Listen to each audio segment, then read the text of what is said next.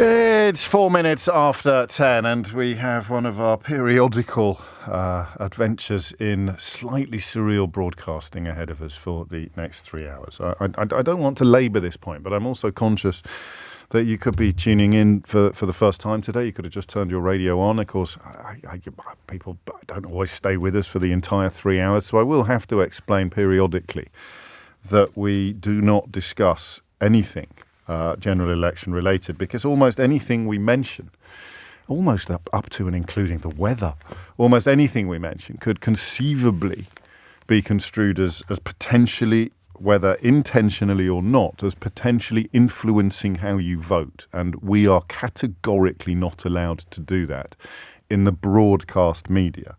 The print media is absolutely free to do whatever it pleases in that field this morning. But once the polls are open, we are categorically not allowed to do anything that may influence your vote. That is why fact fans, trivia fans, Mystery Hour fans, that is why Mystery Hour exists, actually. A Thursday in the dim and distant past dawned with me, possibly for the first time, actually, struggling with the requirement to say nothing about politics and therefore inventing a feature. I think it was my producer at the time, Maxie, that came up with the idea. Inventing a feature that somehow insulates us from almost every risk of politically influential comment or conversation. So on we go. So potholes, I thought, but smart motorways, I thought we could do, or parking tickets. Anybody ever had a parking ticket that was really unfair? That could be a little tricky. That could be a little tricky. Did we have a crack at that one 4 years ago? How time flies. It was all right as well, wasn't it? 5 years ago even. No, I want to talk about Joe Biden, and I want to talk about age. It's not a number. I don't mean that in a cliched, Hallmark's greeting card kind of way. What I mean is, I was reflecting this morning on the fact that Mick Jagger is 81, I think I read this morning. Or was that the number of children he has? I think that was his age. Mick Jagger is 81. Bernie Sanders, who I had the great pleasure of interviewing not long ago, is older than Joe Biden. And yet Bernie Sanders, I would say, has a mind like a steel trap, oddly enough, because it has been claimed that part of Biden's woes the other night were caused by jet lag. Oddly enough, I interviewed Bernie Sanders not long after he'd got off an aeroplane from the United States of America. And when you're in the presence of one of those minds, what I would call a quicksilver mind. That's why I love Full Disclosure so much. In a 5-minute interview slot, you don't really get the chance to dig into somebody intellectually. The two that really, really stand out from this year, from the last 12 months, would probably be Bernie Sanders and Salman Rushdie, maybe, I think. I mean, there's so many people. I'm just talking about that mega brain, as opposed to the myriad other reasons for absolutely relishing the chance to sit down and spend an hour with somebody. Meteor is on this week. I think it might be going out on Friday, or it may be going out next week. 40 years I've been preparing for that interview. Since my 12th birthday, or my 13th birthday, when I went into W.H. Smith's in Kidderminster, and my birthday present of Dad was 2 tapes. I could pick 2 tapes. Do you remember having no music collection at all except what you'd recorded off the radio, because everything was so important? You had a few singles maybe. I had Stand and Deliver by Adam and the Ants, and my sister had bought Bermuda Triangle by Barry Manilow. We had nothing in our music collection except what we'd recorded off the radio. So being able to buy 2 actual tapes was such a present. So I chose them, given the paucity of my music collection, according to which tapes by bands I'd heard of, bands I'd seen on Top of the Pops, or people I'd seen on Top of the Pops, which tapes had the most songs. Which meant that the beginning of my music collection was The Collection by Ultravox, and Give My Regards to Broad Street by, I probably need to have a fairly good grasp of popular music to know who Give My Regards to Broad Street was by. Not his finest hour cinematically, but musically a cracking album. Paul McCartney, would you believe? So I got the... Do you know what I've just realised? I'm just going to have a quick word with the producer. You talk among yourselves. I could do this for 3 hours. I could do it for 2. No? Childhood memories, music. No? This would be fine. We'd be fairly safe on this. That's a good point. We might alienate some of our younger listeners with conversations about 40-year-old albums in the charts. But the point being that on my Spotify roundup of the year, Ultravox still appear. So to sit down with Midge Ure and to discover that he's a bit of a fan of the show was such a treat, such a joy. And we will be listening to that on Friday. But I want to talk about Joe Biden. And the reason why I want to talk about Joe Biden is because I don't have the personal experience to draw on this. I don't know how terminal his situation is. It seems to me that the chatter is growing.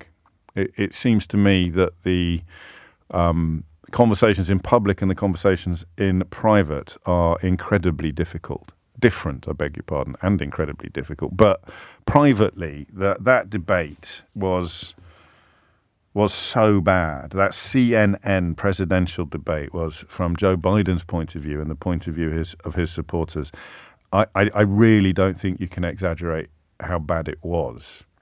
His mission this week, according to just about everybody in American politics, his mission this week is to establish that it was some sort of blip or glitch, that he had a terrible night. He has given an interview to a local radio station in Wisconsin in the last 24 hours, in which he acknowledged how bad it had been. I think we'll probably begin by having it's a very, very brief clip, but just have a little listen to this first.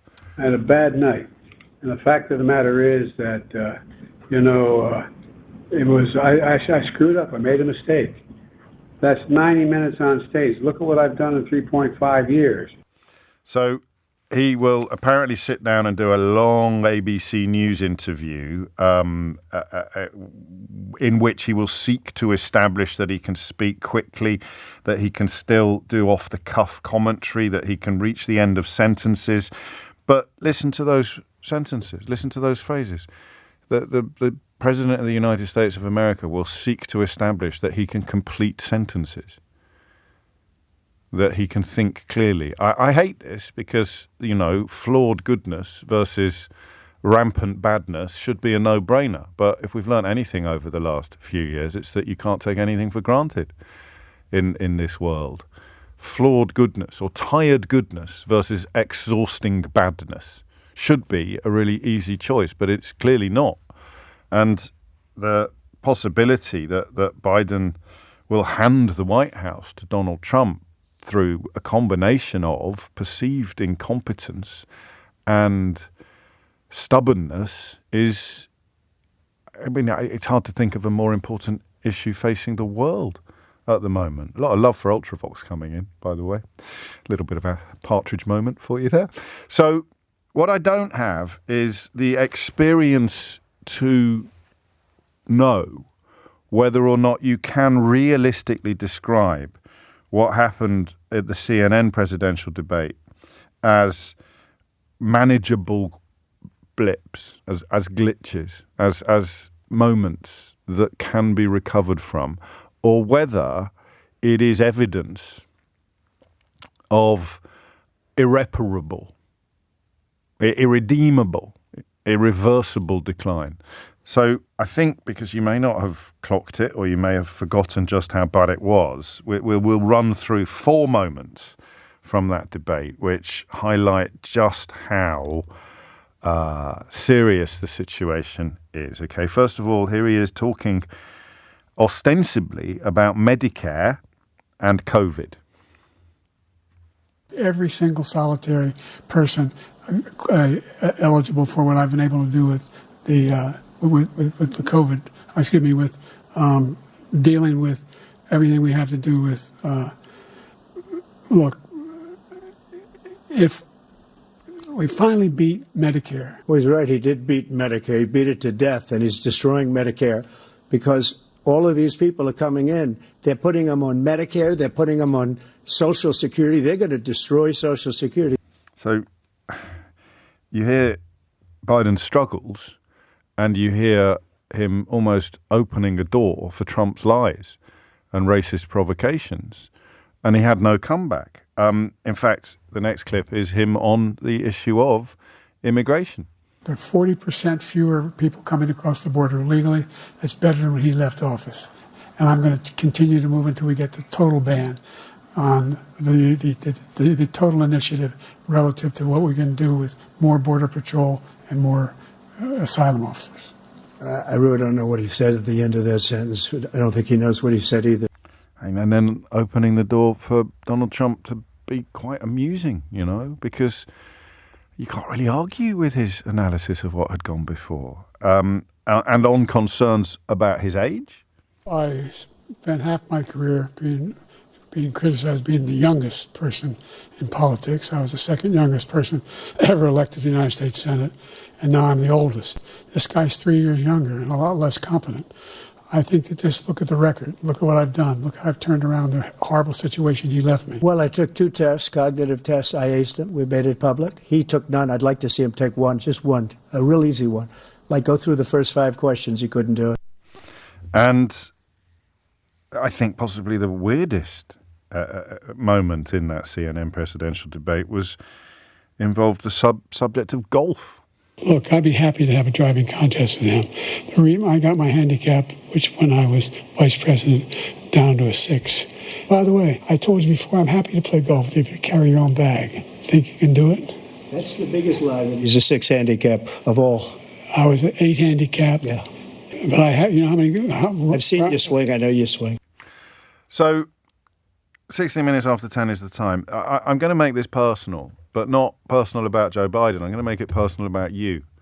When you've had a loved one who has still got their marbles, but who is noticeably and notably slower than they used to be, when somebody is just not all there all the time anymore, how fair is it to suggest that that's not something to worry about? Because when push comes to shove, they can bring their A game to the table. So you're going to be thinking about your dad or your granddad, your grandma or your mum. You're going to be thinking about somebody you love whose mental decline, age-related mental decline, reminds you, or you are reminded of, by what Joe Biden is going through at the moment. And what I want to know is how feasible it is that he can, knowing what you know about age-related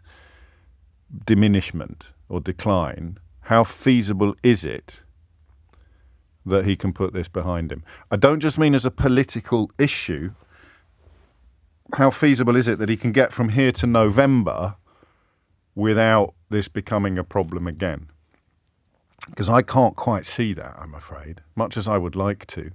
I can't quite see it. Even if he does a good interview with ABC News and does a couple of impressive make or break appearances, give it a fortnight, he has another moment like that in public. They can't keep him in a box, can they? They can't keep him in the basement until November.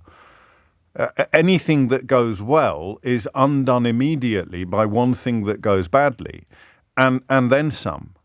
I mean, you listen to that, and do you know, Georgie's been in touch with, this was actually second choice for this conversation this morning. Laszlo, I beg your pardon. Biden is like your beloved parent or grandparent whose driver's license should be taken away, but you love them too much to say so. Instead, you just hope that they won't crash the car and hurt anyone. Love means responsibility to stop them from driving. Do you know, that is one of the most unexpectedly moving phone-ins we've ever had together. I think we've done it twice, maybe more over the years. And I was toying with the idea of doing it again today, and we still may. The conversation may move into that territory, because that is what is likely to happen. If he doesn't run, then it will be his wife or perhaps Barack Obama or someone who loves him and respects him enormously, sitting him down and seeking to persuade him to hang up his metaphorical car keys, to hand over the keys to the White House voluntarily before the ballot has even opened. But I don't know. And I want to start with that question, hearing what you hear and then knowing what you know about your loved ones. Former boss, maybe. It could be a family business, couldn't it? And they're adamant that they're fine. They're adamant that they had a bad day. They're adamant that that is not indicative or illustrative of any broader truth or bigger issue. But do you know better? 0345 6060 973 is the number that you need. Hit the numbers now and you will get through.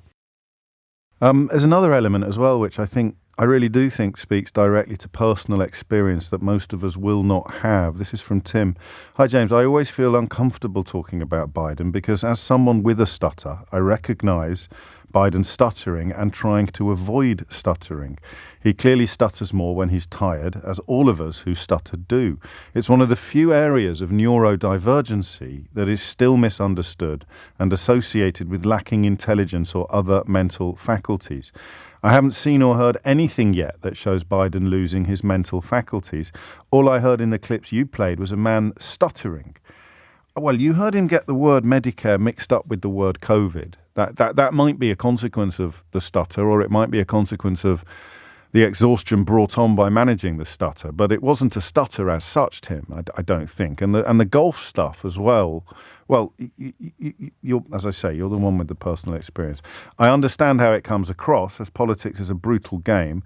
But would we be having the same conversation if a blind person had tripped over multiple times? I'm really grateful to you for that. And I hope that our mutual respect for each other extends to me saying that I actually disagree with you, despite not having the personal experience of a stutter, because I mean, I heard something different from what you heard. And what I heard was a man who is sounding markedly different from how he sounded 5 years ago, or 10 years ago, or 20 years ago. And that's about more than the stutter. That's about something related to the years that have passed since he sounded much sharper and much brighter, which is why I may return a few times during this conversation to Bernie Sanders or Mick Jagger, who's 81, the same age as Joe Biden. It's 23 minutes after 10. I wonder what you heard. Graham is in Nottingham. Graham, why did you pick up the phone? Morning, James. Hello, big fanboy, and I was expecting to be talking about Evel Knievel this morning and toys we didn't get, but there you go.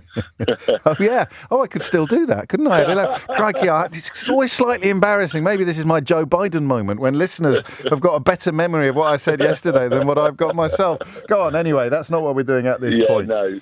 This is a really, really sad situation for me personally, because we were in a similar situation with my mum. We go back 10 years, and right. I'd moved to Spain, and although I spoke to my mum on the phone, there was no FaceTime really or anything like that then. Yeah. And so you kind of get spatterings of conversations, it's all about how are you and all that kind of stuff, and, blah, blah, blah. And then mum came over, and that was our first Christmas in Spain, and my brother was there with his family as well. And my mum started saying things like, I can't wait for tomorrow. And, we used to call him the Grim Reaper, talking about Santa and stuff. Yeah. And my brother sort of laughed it off, and I was thinking, whatever. And then she said something else that was very on those similar lines, getting muddled, like Biden did, just getting things muddled. So we're not talking about early onset dementia or even dementia. No. We're just talking about an almost sort of existential exhaustion. Yeah, it was just it was just age related kind of issues that were happening with mum, that we kind of, and I ended up saying to her, Mum, how long's your memory not quite has been as good as, because my mum was sharp as a tack. Yeah. She was, we can't go into politics today, but she was sharp. Yeah. She understood the world in ways that are only becoming evident now. That she was right about everything. And she said a little while now, and I went back with her and went to the doctors, and it was obvious that it was, it was age related, and it was just, as a family, you kind of want to shield them from that. And but would she on another day be 100%? Absolutely. So you could have 3-4 hours with mum where, when you were spending time with her, where she was still sharp. Yeah. And then towards the end of the day, she would fade. Things would muddle, or she would not engage in conversations. But does that help or hinder Biden's cause? The fact that he is not permanently in this state, and we all have ups and downs. His downs are possibly a little deeper than, well, they're clearly deeper than a younger person's would be. Do you feel it makes it impossible for him to run for president? I would say from my experience it would, because he's got 5 years, he's got 5 years. That's the other point that people are going to be thinking of, isn't it? Sure, he's got 5 years, James, of one of arguably the most difficult job in the world. The geopolitics at the moment aren't great. Yeah. And although obviously he's surrounded himself with people who are very able, and he's in a way he's kind of the mouthpiece for a movement, but I fear for him, and I think behind the scenes his family will do as well, because they love him. Like I love my mum, like you'll love your mum, and it's a difficult situation, and you have to have hard conversations. Like with my mum, we kind of persuaded her that it's probably best she didn't drive anymore, which limited what she did, but we knew it was the right thing to do at that time as a family. Yeah. And you always get somebody in the family, like somebody else in my family who couldn't see it, who refused to see it, and they're hard conversations as well, James. They're really difficult conversations to have. And the stakes, as you've established, are immeasurably lower in normal lives, if you like. An extraordinary life, like the life of a president of the United States of America, possibly demands extraordinary interventions. I hope this doesn't turn into a consensus where everyone is seeing the same thing. And I'll address briefly some of the critiques I've seen of conversations like this. There's one self-styled investigative journalist, someone's just sent me a link to, talking about people inadvertently aiding and abetting Vladimir Putin's goals by raising doubts about Biden personally. It doesn't wash, I'm afraid. You can talk about how this is actually a contest between institutions and autocracy, or a good and evil. You want to get really binary about it, but that makes the personal concerns about Biden more important, not less important. You don't say, look, the stakes are so high, you're going to have to ignore your fears about Joe Biden's cognitive speed, cognitive competence. You say, look, the stakes are so high, we can't ignore Joe Biden's cognitive competence or concerns about Joe Biden's cognitive competence. That's certainly how I see it. I think that, as Graham's just demonstrated, some of these calls are going to be a little bit too personal for me to squeeze them into small slots that are available. So I'll come to Rob in Stoke-on-Trent, I think, first, after the very latest news headlines. And before we go into the news headlines, I should probably remind you every half an hour or so, given the ebb and flow of people tuning in and tuning out of the radio station on the average morning, that we are not discussing domestic UK politics. Apart from acknowledging that the polls are open and a general election is underway, we are required by quite strict regulations to steer clear of anything whatsoever that could in any conceivable way influence your vote. So if you're confused about that, I hope you're slightly less confused now. And that holds true until 10 o'clock tonight, until 10 p.m, when the crack team of LBC broadcasters and newsagents podcasters will be keeping you company well into the small hours and quite possibly beyond. Nick Ferrari, of course, with you from 5 o'clock tomorrow morning. I don't think he's going to go home. I think he's probably going to just hang out in Stringfellows until 5 o'clock in the morning and then slide back into the studio. It's 10:30. Thomas Watts is here now with your headlines. 10:32 is the time, and it's a grim question in many ways. But one that is resonating with a heck of a lot of you. And it's a question about whether the sort of frailty that Joe Biden demonstrated in that CNN presidential debate is terminal. Terminal to his presidential hopes, but also, and more pertinently this morning, terminal to the idea that it is a negotiable blip, a bump in the road that need not push him off course. Rob's in Stoke-on-Trent. Rob, what would you like to say? Hi, James. You okay? Yeah, I'm good, mate. What's on your mind? Yeah, I was just speaking to your producer then, and it's similar to my dad's situation. He's 82 this year. Right. And I was just thinking about, Joe Biden, his age, and Trump is 77. 78. And so, over that age difference, I've noticed my dad going going downhill. Yes. And it's just, how does that leave America? But your dad has moments when he's all there, right? When he's completely on the ball. Yeah. Or not just moments, but perhaps even the majority of the time that he's completely on the ball. Yeah, but it is noticeable because I live away from where he does, so we speak on the phone, and I get to go back every couple of months, and the deterioration. You measure it more, certainly over the you? past 12 months. Has.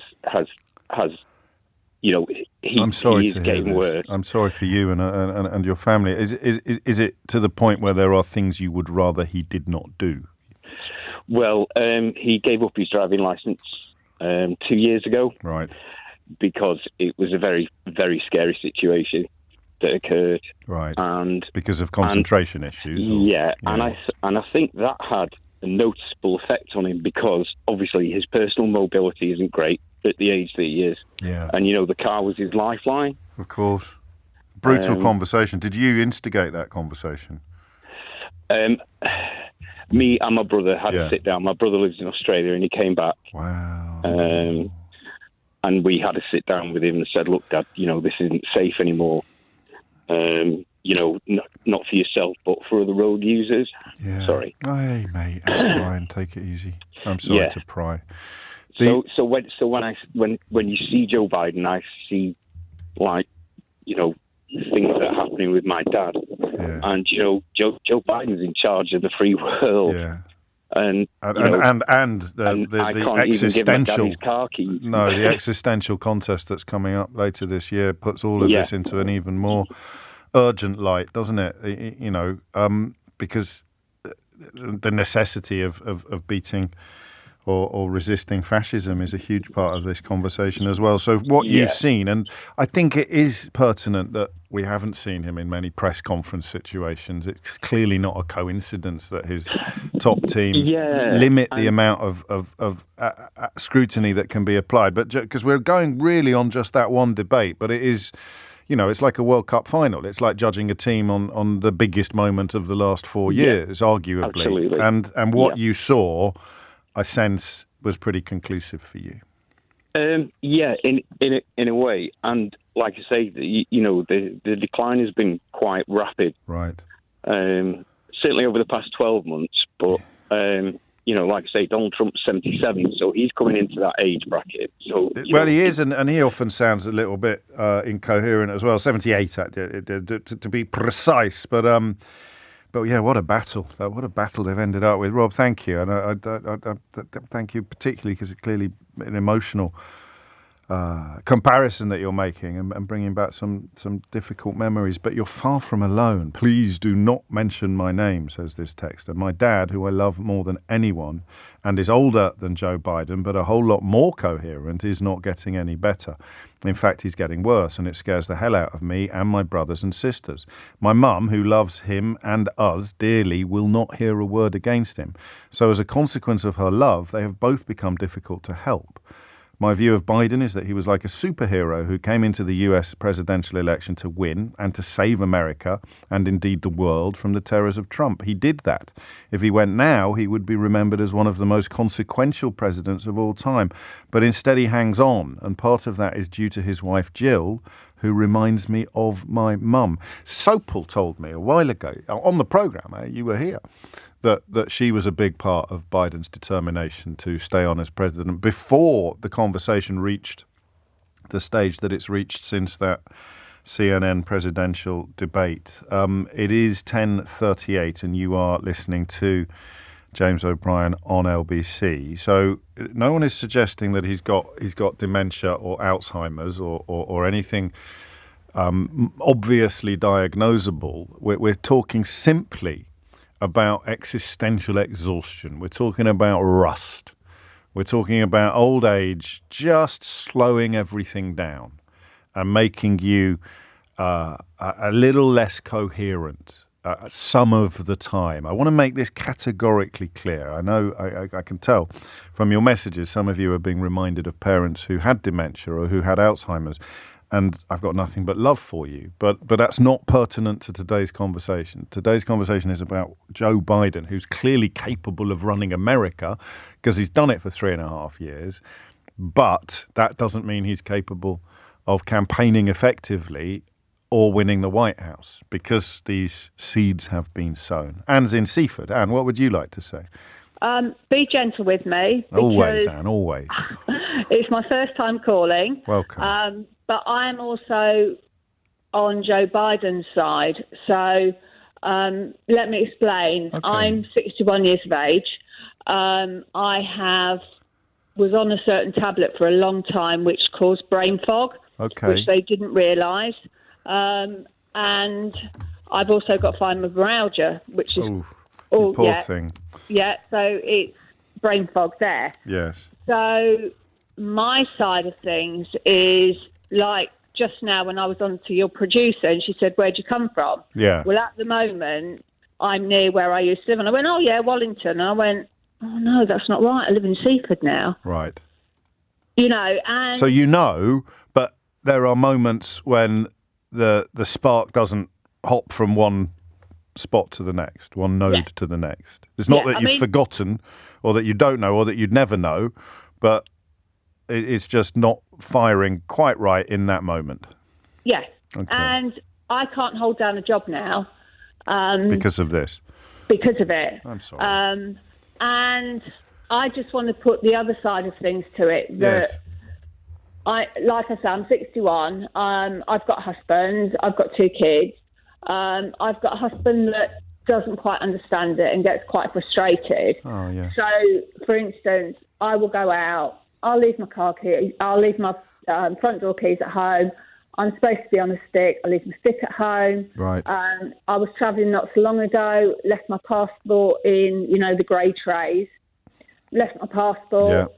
Didn't realise I'd lost it until I was about to board.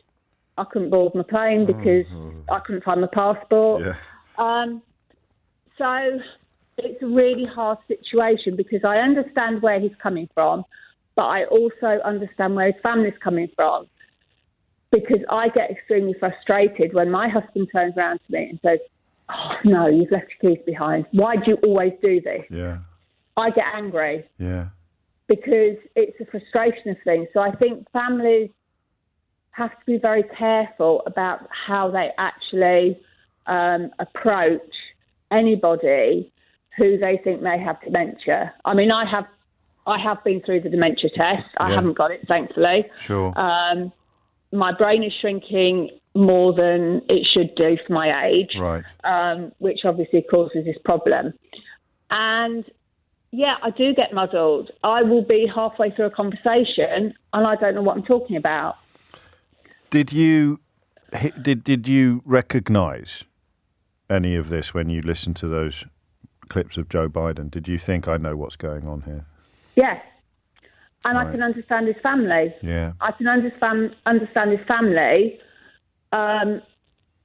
not trying to approach him because of the wrath that it might cause between the family. And, well, there's also denial. There could be denial on both sides. Yeah. Did you go through any denial? Oh, God, I'm still going through denial. Tell me more about that, if you can, Anne.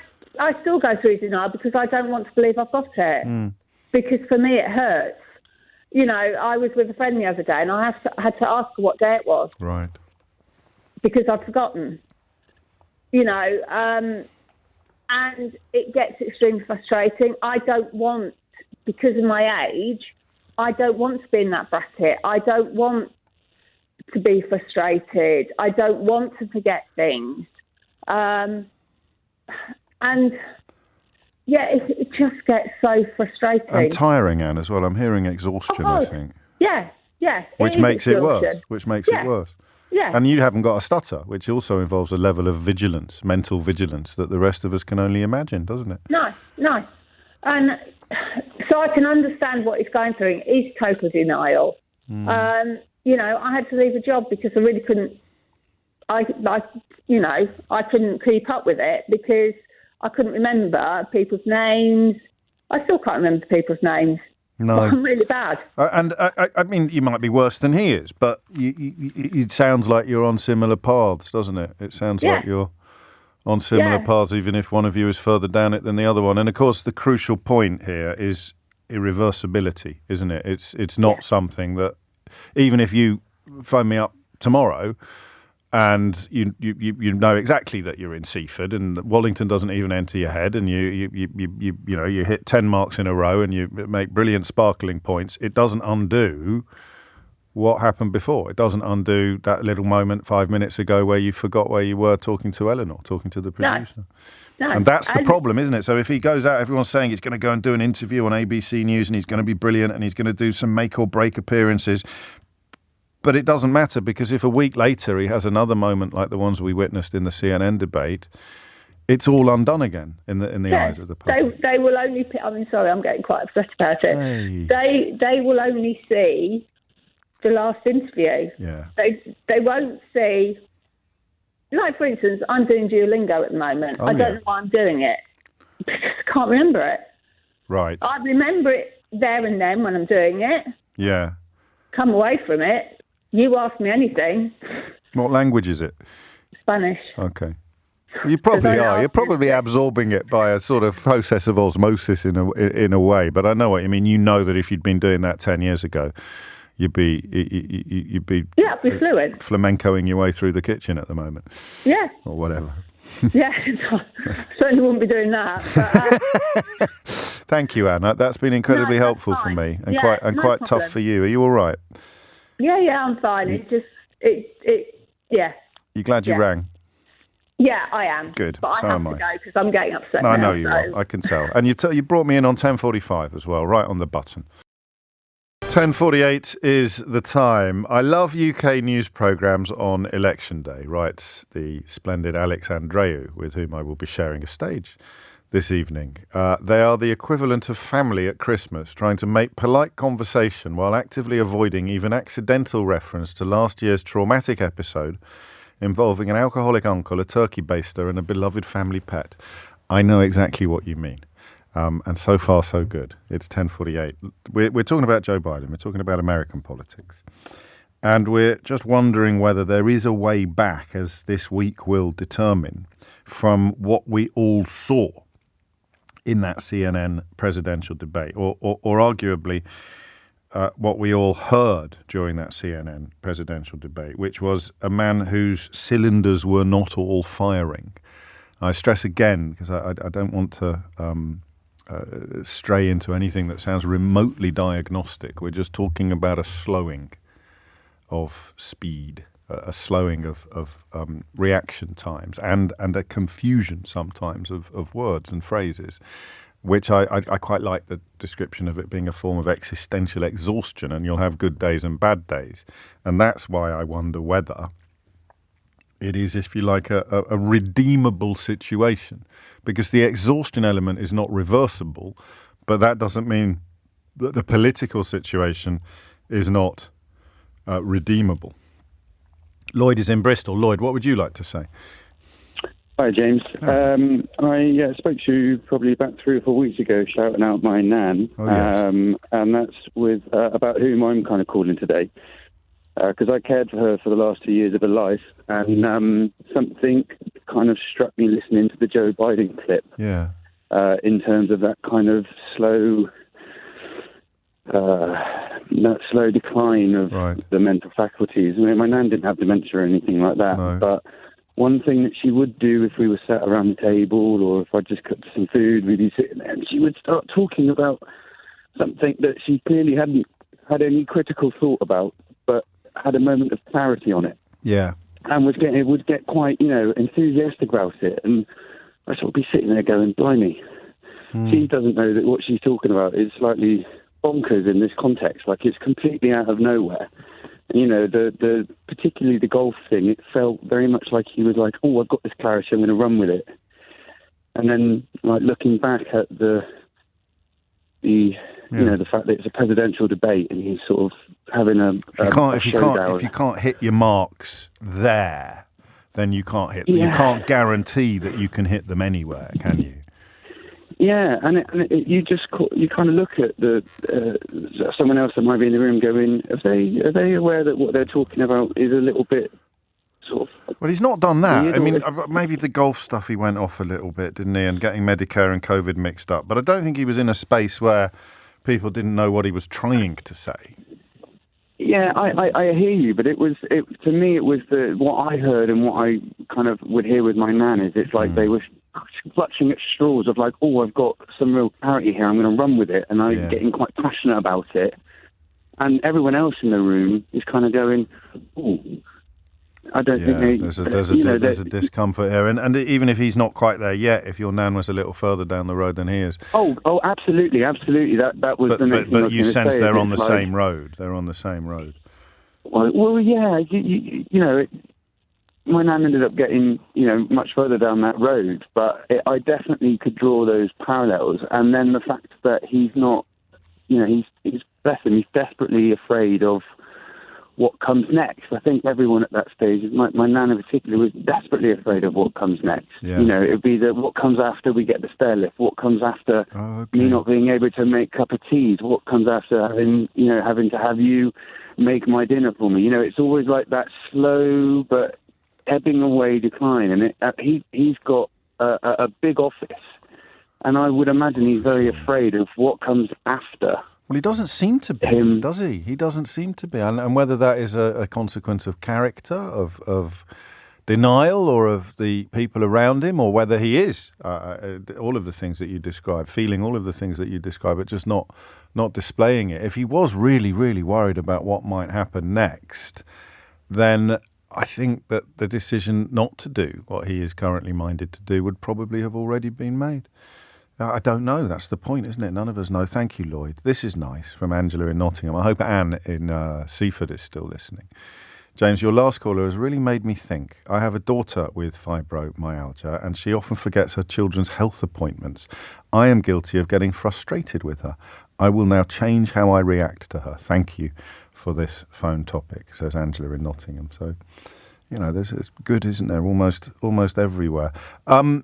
Quite a consensus so far, and I can't see much sign on my switchboard of it shifting before 11 o'clock, unless you want it to, and you want to put forward the case that we're all being inappropriate and wrong, and that there's nothing really to worry about. And of course, an 81-year-old man, when he's tired, will have a bad night, but it doesn't speak to any bigger truth or deeper malaise.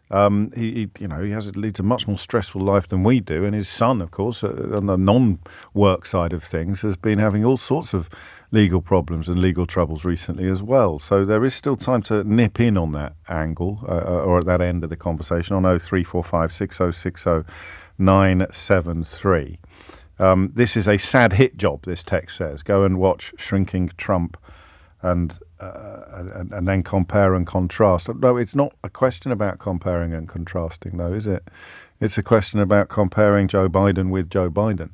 It's a question of comparing Joe Biden 2024 with Joe Biden 2020. That's the point that people are worrying about. 10:54 is the time. Sarah's in Tunbridge. Sarah, what would you like to say? Yes, I think everyone's pussyfooting around this. He's in his 80s. Yes. The man is old. I'm 79. I know what happens. I have always been basically hyperactive. Okay. I work very hard, and then I suddenly flag. Yes. And, for instance, yesterday I was with my electric saw cutting back some of my hedges. Oh, yes. And I thought, I'll get on.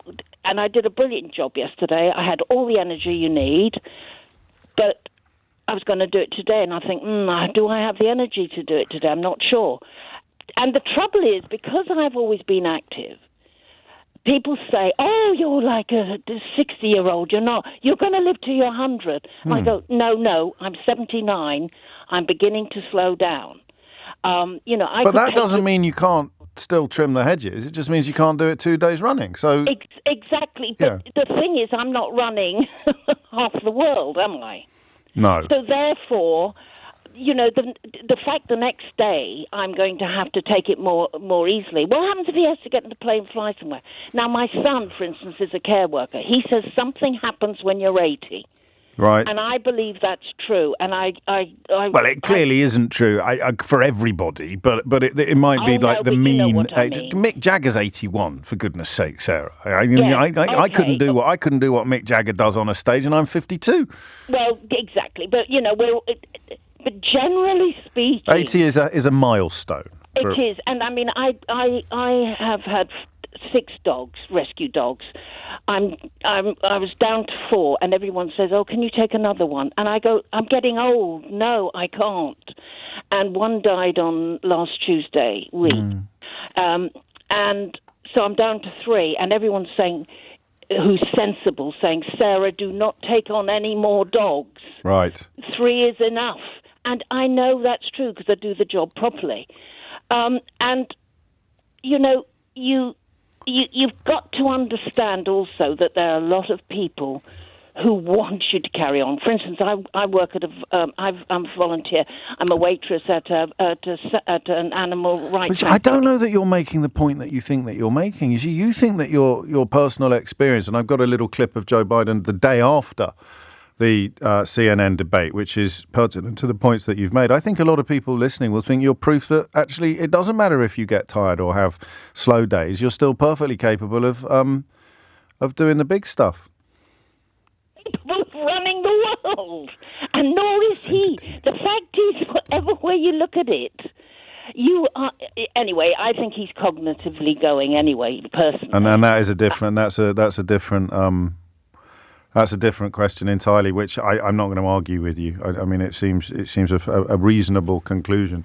10:58 is the time. You're listening to James O'Brien on LBC. I've just seen on Twitter and used the direct message function to hopefully get it on air before 11 o'clock. Joe Biden doing a speech the next day, the day after the CNN presidential debate, when he was firing on all cylinders. He was a lot more impressive. So hopefully we'll be able to hear that in a moment. It's coming up to... Have we got that ready to go? Okay, so this is, in a way, both the point Sarah was making and the opposite of it, because the very next day he sounded great. Let me close with this. I know I'm not a young man. State the obvious. Well, I know.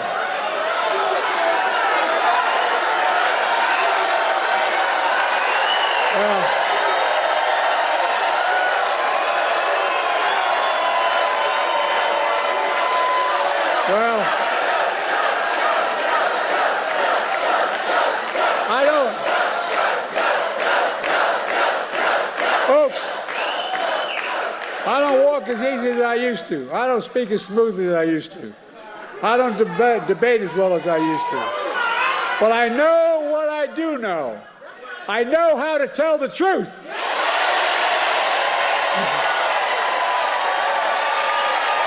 I know right from wrong. And I know how to do this job. I know how to get things done. And I know, like millions of Americans know, when you get knocked down, you get back up.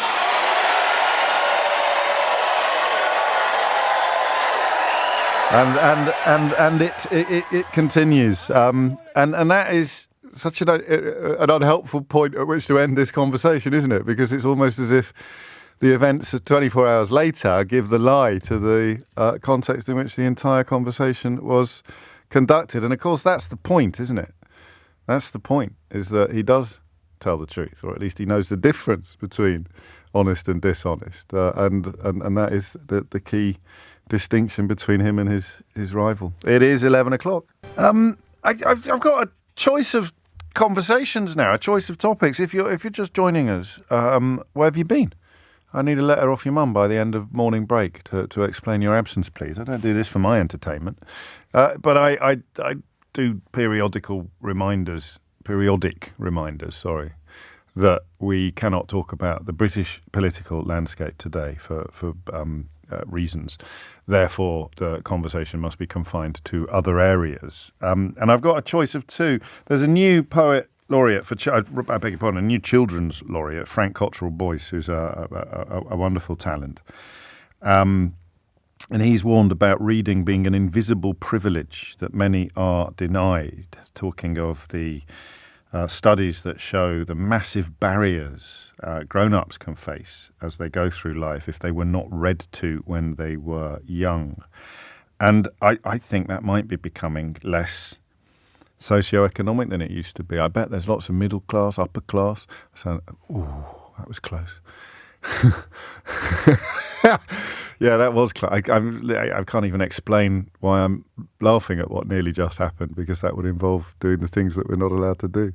But I bet there are families that are not poorly off, but where the lure of technology, whether in the hands of the child or in the hands of the parent, has rather given the backseat, if you like, to the bedtime story. I told you some time ago about giving my head a bit of a wobble when I noticed I was checking Twitter over the head of my daughter while reading her, at the same time reading her a bedtime story. And from that moment on, and I like this because this is one of those things I mentioned to you, and then I bump into you 6 months later and you say, do you know, I do that thing now that you talked about because of you. Like Angela listening to Anne talk about fibromyalgia and deciding to try at least to change the way that she interacts with her daughter. And when I said to you, that's when I noticed that, I started leaving my phone downstairs when I went upstairs to do the bedtime story. And it's a tiny, tiny, tiny little tweak, but a valuable one, an important one. But I don't think we're going to talk about that. I think we're going to talk about AI. Now, when this story first appeared, not this story, this issue, when AI first appeared, I described it to you. It's a bit like gardening sometimes, this job. But not very often is it like gardening. Usually everything is self-contained. Something is in the news, we come in, we talk about it, we go away. But there are some subjects that are going to grow in both importance and understanding with every passing month or every passing year. Some subjects, it feels like we're in a greenhouse. And what we were talking about 6 months ago is now a completely different proposition from what we're talking about now. And I don't expect any prizes for pointing out to you last year or the year before that AI was very much going to be one of those things. One of the first times we talked about AI was a conversation about how it was improving and advancing even more quickly than the experts expected. And that is relevant to the conversation that we're going to have today, because what we decided, you and I, was that we would return to this every now and then, sporadically. We'd return to the question sporadically, not for any particular obvious reason, but with every notable new development, we'd return to the territory sporadically and discuss where we are now. So something quite significant has happened, and it involves students, it involves university. It was at the University of Reading, where researchers created 33 fictitious students and used the latest iteration of ChatGPT to generate answers to exams for an undergraduate psychology degree at the institution. There are two things about what happened next that are interesting and important. The first is the fake students did better than the real students. That's a moment, right? Don't get on your high horse if this isn't new to you, all right? It's new to me, and it's going to be new to a lot of people. But you might. I don't mean new as in the news. The story broke last week. I mean, if you knew this last year, oh yes, it's all very straightforward. Can't believe you're getting your knickers in a twist about it. That's the thing about technology. There are always people who are way ahead of the herd. We are the herd on this issue, because I think that's only the second most interesting thing about this research, the fact that the fake students did better than the real students. What do you think the most interesting thing would be if I say that's the second most interesting thing about the research? I think it's more interesting that the markers couldn't detect the fakes.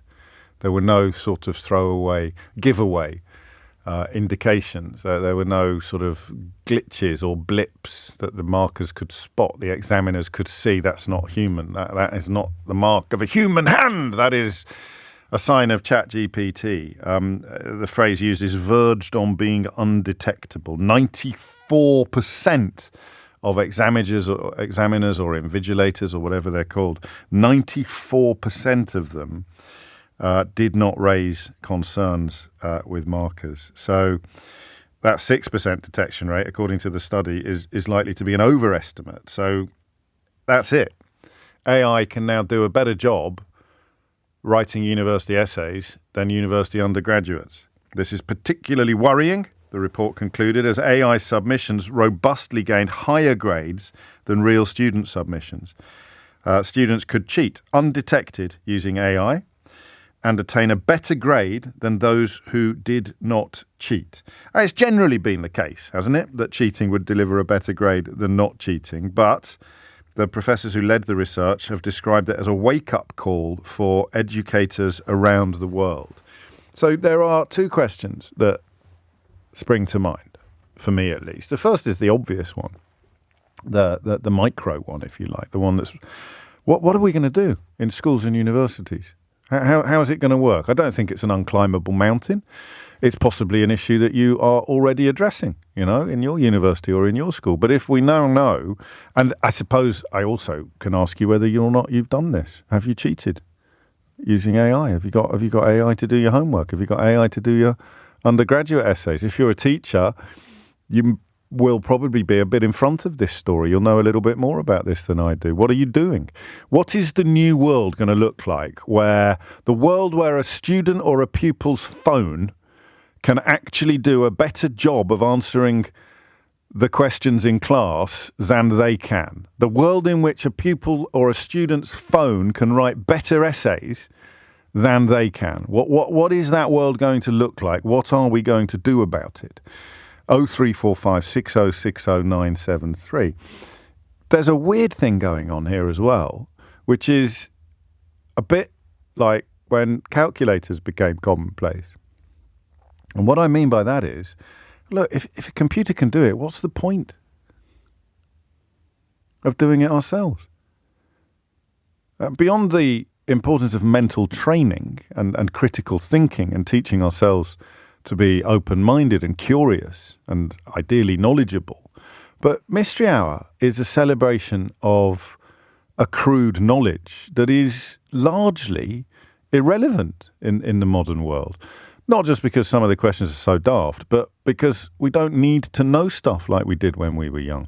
I mean, you can't quite imagine this if you're in your 20s, but you had to get a book from the library when I was at university to write your essays. You had to get a book from the library if you wanted to check something. You used to have a shelf, an entire shelf of encyclopediae, wherein you would have to consult to find out what the gestation process of a butterfly or a caterpillar was. You could not find anything out without reference either to a human being or a book. There was I can't believe that I'm speaking as if this is going to be shocking to some people, but it is going to be shocking to some people. When I started on newspapers, I've told you this before, but I'll tell you again because I think it's really interesting.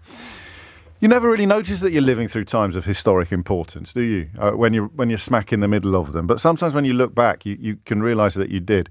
So when I started on newspapers, I did my first shifts on the Telegraph, a very different paper in those days, and the Express, and the London Evening Standard, actually. But all three of those newspapers had a cuttings library. And when I describe to you what the cuttings library was, it's going to sound like something from the 19th century. But this was still in the 21st century, very late 20th century. The cuttings library involved a bunch of people every day going through every newspaper and with scissors cutting out stories on certain subjects and then filing them in folders with all the other stories from all the other days and all the other newspapers when the same subject matter or the same individual had appeared in the news. So, you might go down and fill in a chit and hand it into the librarian and ask for the Diana, Princess of Wales folder. Or you might ask for the Brian Clough folder, or you might ask for the miners' strike folder. And, I mean, it's an inexact science, obviously, but that was all that we had. That was all that we had. And that is what you relied upon to find stuff out. By the time I left newspapers, you'd just Google it or ask Jeeves.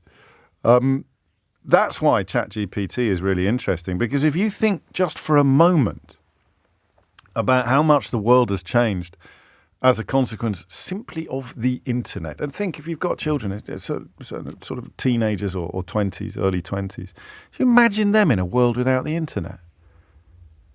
What would they do? I don't even get me started on the days of there only being 3 television channels and entirely linear and no video recorders. It's extraordinary how much things have changed. And the more I learn about AI or ChatGPT, the more I find myself wondering, or the more I find myself confident that this is another one of those Rubicons. This is another one of those event horizons, those enormous changes in the way that we do things. And they usually turn out to be a mixture of positive and negative, don't they? So some of the visions of the internet have hardly come to fruition, and some of the horrors of the internet were not foreseen or predicted by anybody. So there are 2 questions here. The specific one about what does this mean and how will colleges cope with the fact that AI can now do a better job of writing undergraduate essays than the actual undergraduates can. And the second one is, and this is the one we always ask when we come back to this subject sporadically. How's it changed your life already? How's it changed your work? Photographers were the first to express real worries, weren't they, about what it was going to do to their profession. Journalists, I think, have got quite a lot to worry about, because if you can write an essay better than a student's, then why on earth wouldn't you be able to write a news article? Some news sites are already using AI. I don't know whether you would be able to tell the difference. So we've got the specifics of the education system, the fact that university exams taken by fake students using artificial intelligence beat those by real students and usually went undetected by markers. Talk to me about that. But also, as one of our frequent catch-up sessions, has it landed in your world yet? Hasn't landed in mine. I hope it never does. I'd like to think there's something organic about the time that we spend together. But, there's 20 years worth of programs out there somewhere. If you pumped all of those into a machine and said, today he's going to be talking about bridges, could probably do a better monologue on bridges than I'd be able to do. Probably. Possibly. Still can't quite believe it, but that's what they all say. It's 17 minutes after 11. If you hit the numbers now, you will get through. Specific questions about education and much, much broader questions about ChatGPT or AI and the way that it has already or is already changing your life. It's 19 minutes after 11 and you're listening to James O'Brien on LBC. Usually when some old geezer starts panicking about technology, he's or she's panicking unnecessarily. But occasionally it's not unnecessary. And the AI or the ChatGPT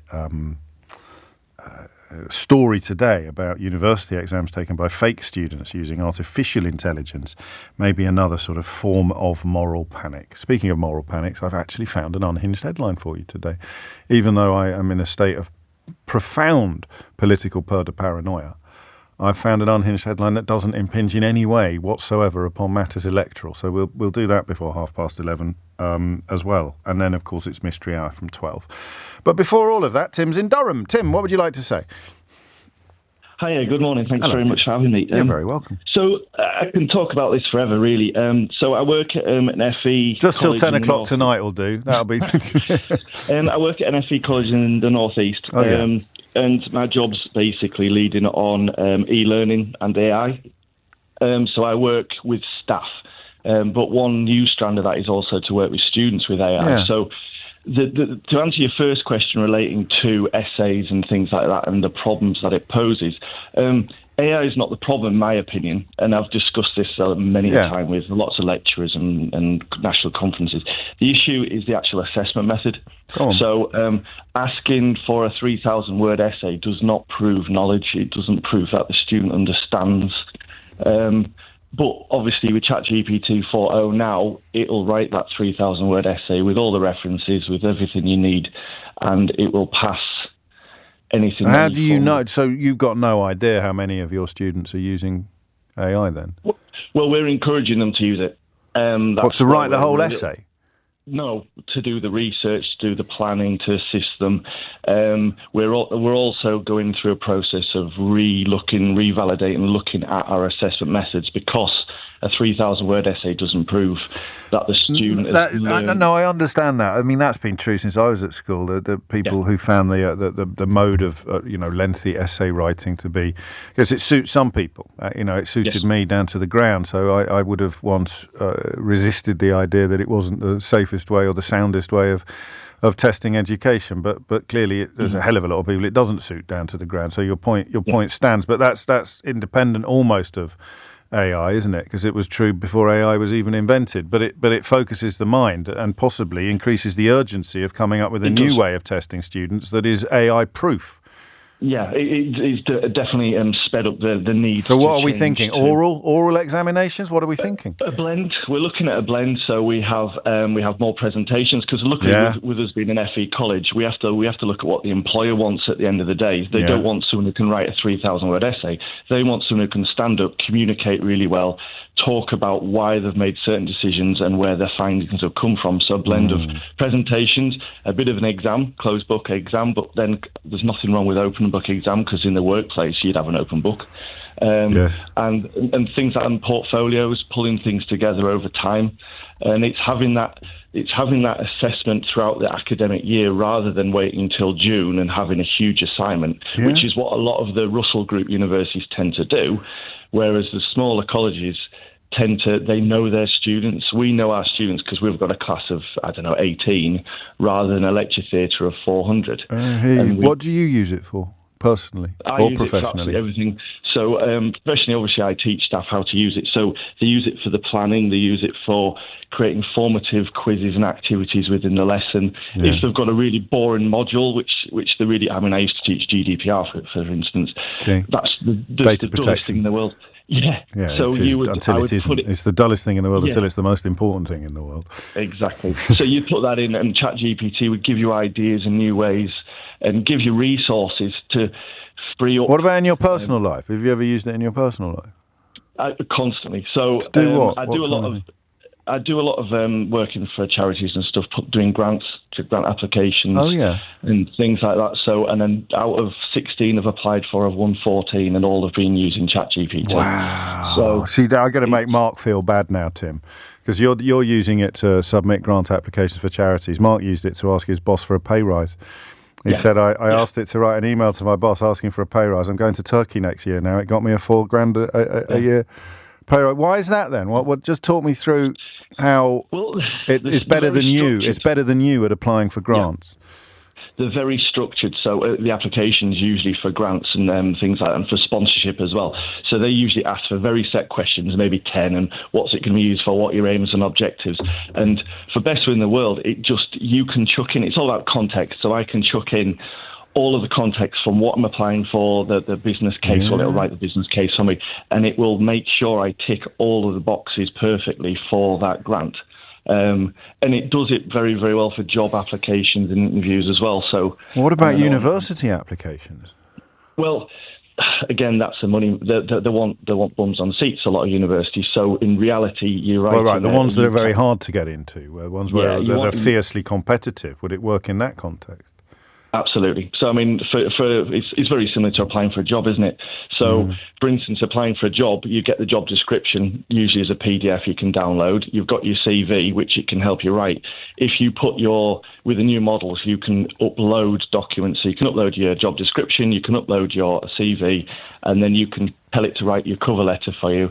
But also, so you're not worried by it at all. You're excited by the potential well, that's kind of the call I wanted to start with, and the only fly in the ointment of this, and I don't think it is going to apply in the educational sector, but it's been picked up by Ross, who's texted to say, in the short to mid-term, it's excellent. As a freelance web developer, I can do an hour's work in 10 minutes and still charge for the hour.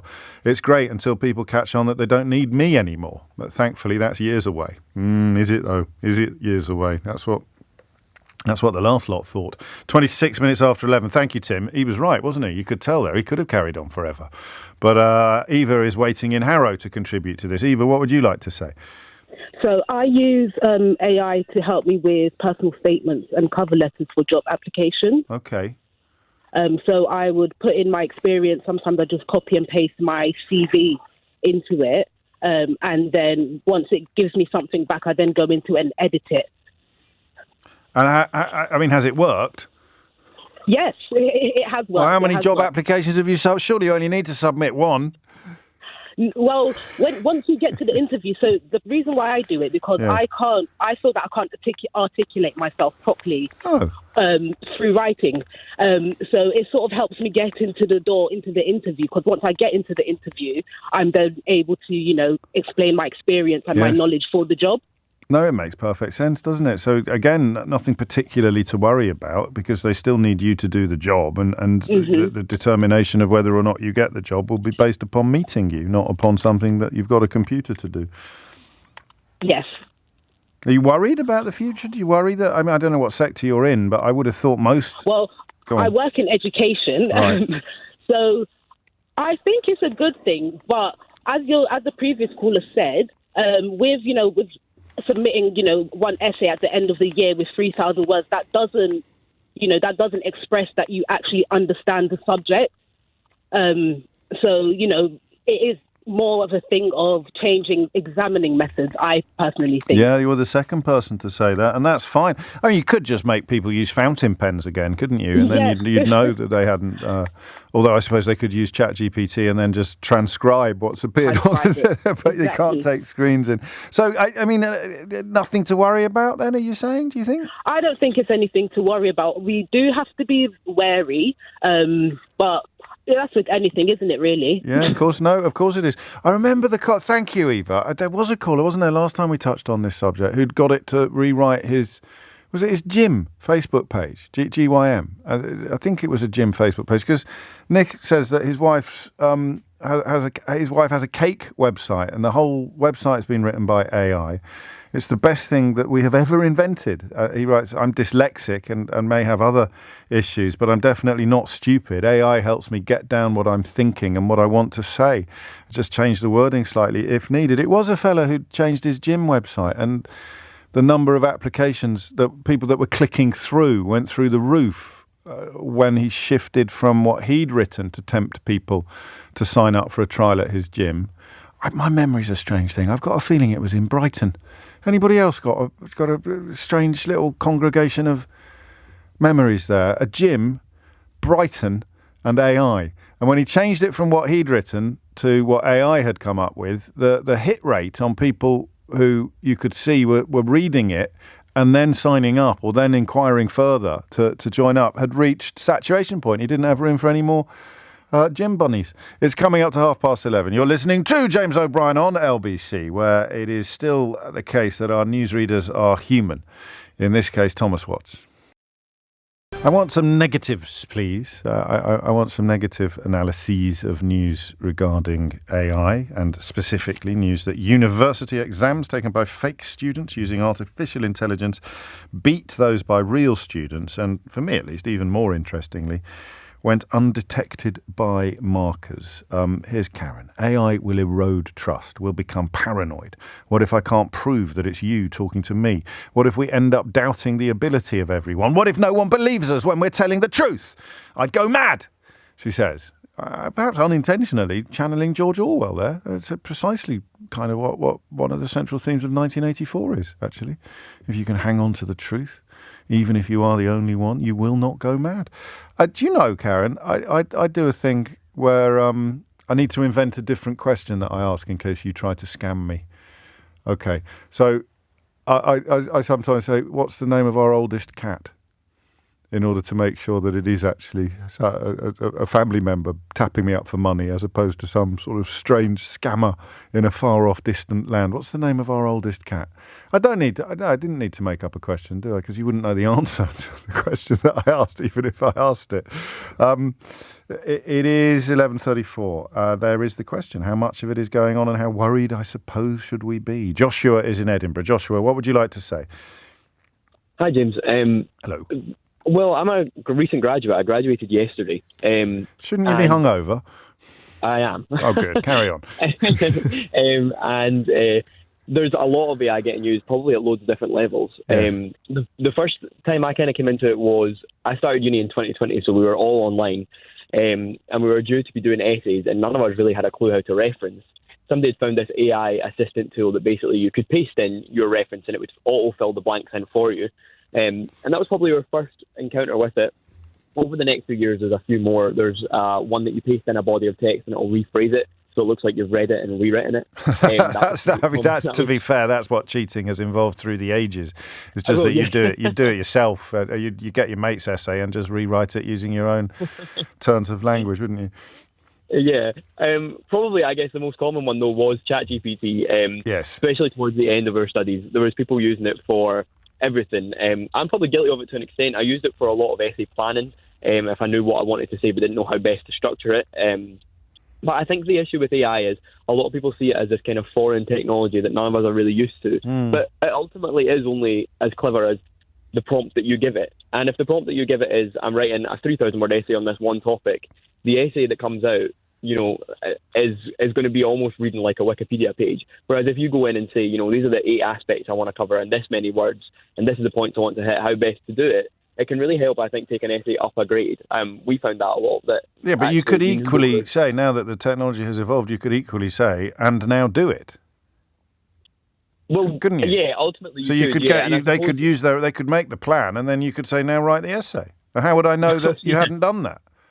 Well, it never did get detected. That's, I suppose, another point I was looking to make. I know somebody that used it quite a lot and never was it flagged up or marked. Did they do better or worse than you? Better. Oh no! So why didn't you do it then? Just moral reasons, or you enjoyed the work? I think so. I think it just. No, I definitely didn't enjoy it. I think it seemed almost a bit unfair to myself. Almost like I'd be cheating myself out of the graduation. So this is that you wouldn't derive a pleasure from doing it if you'd known that you'd cheated.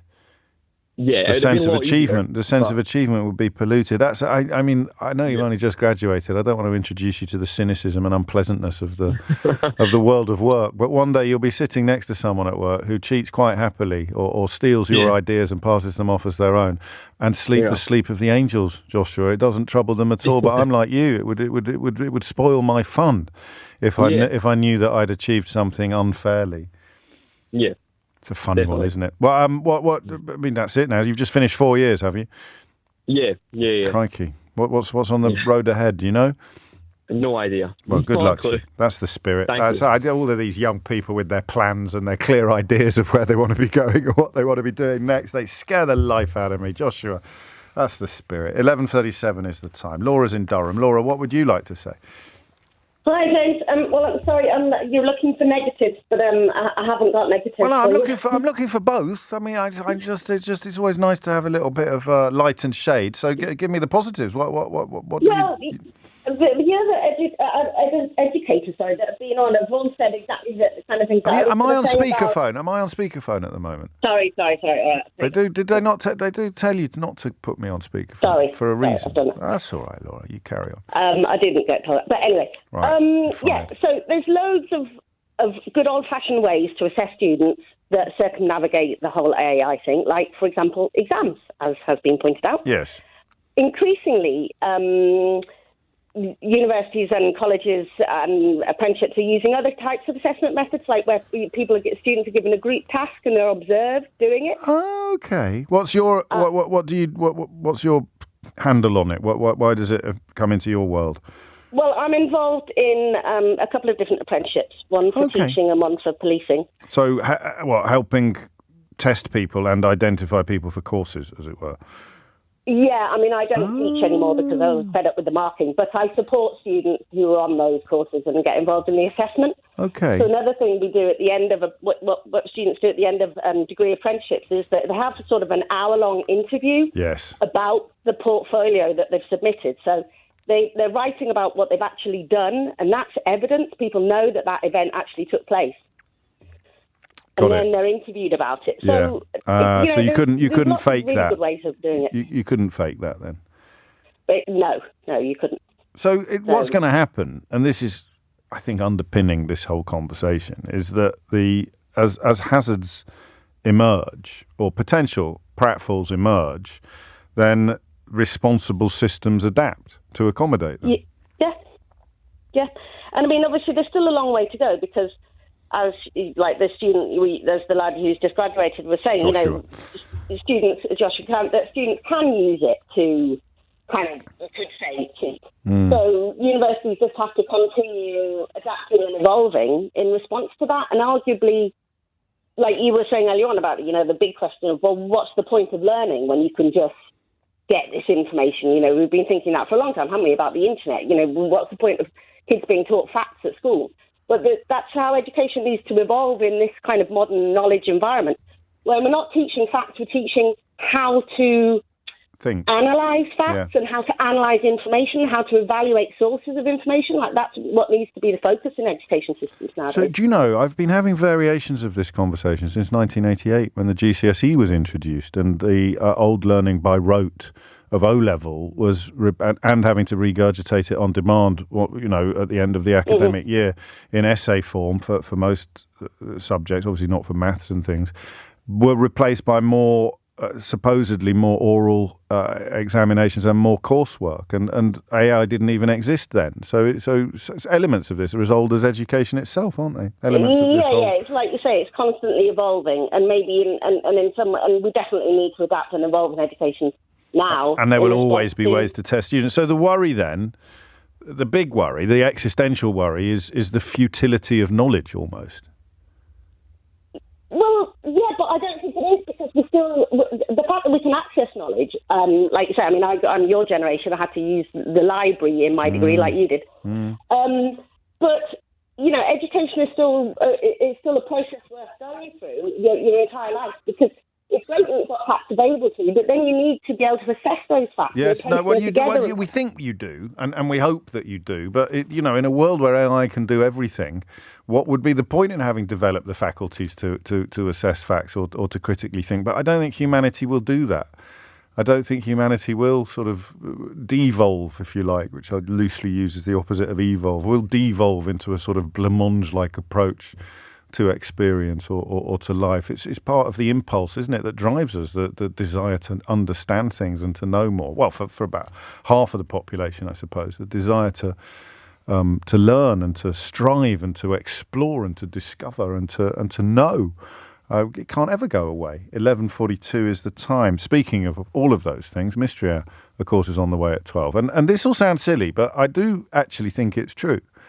That Mystery Hour is relevant to this conversation because it is about knowledge. And that sometimes when I say, what are your qualifications, which I say if you provide an answer that we think is correct, it's not a case of saying, I've got a bag of gymnastics award 4 or I've got a PhD in applied mathematics. Quite often, the reason why you know something is more interesting than the thing that you know.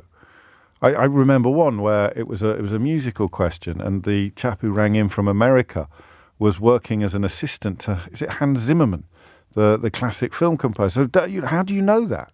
And the answer can be more interesting sometimes than the answer to the question that you've rung in to answer. And that's kind of what we're just talking about, that idea of how you process knowledge, how you achieve knowledge, what you do with knowledge are more important human issues than the knowledge itself.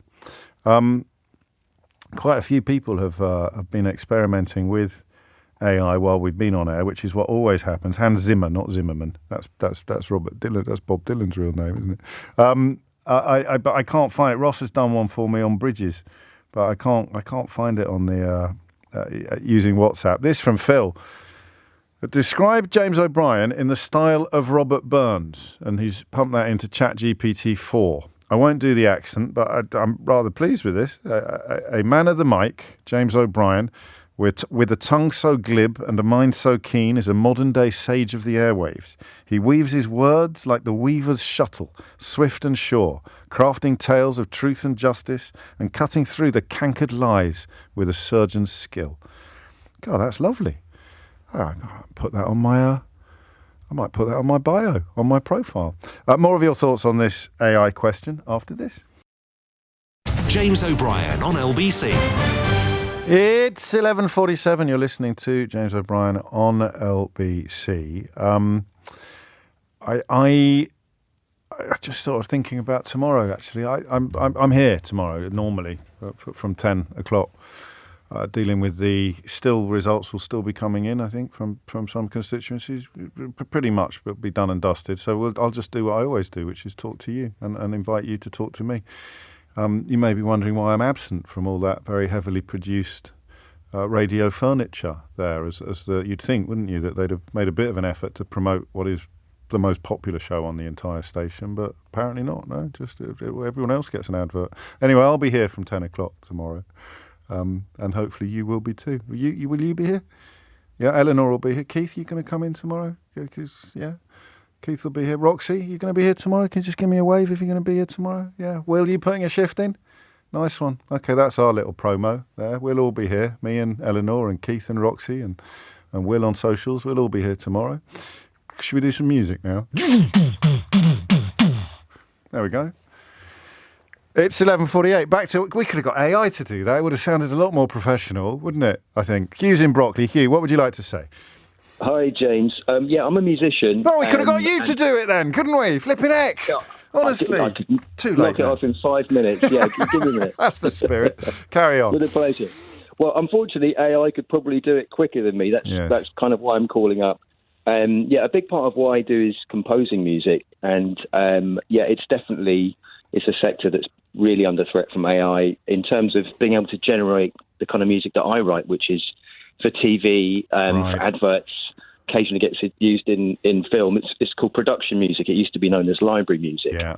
So it's kind of pre-licensed music that's out there for anyone to use for their project. AI is most definitely coming for it. And can you? I mean, I don't want you to invite you to be a turkey voting for Christmas or anything like that, but could you tell the difference between something that's been done by a human and something that's been done by AI?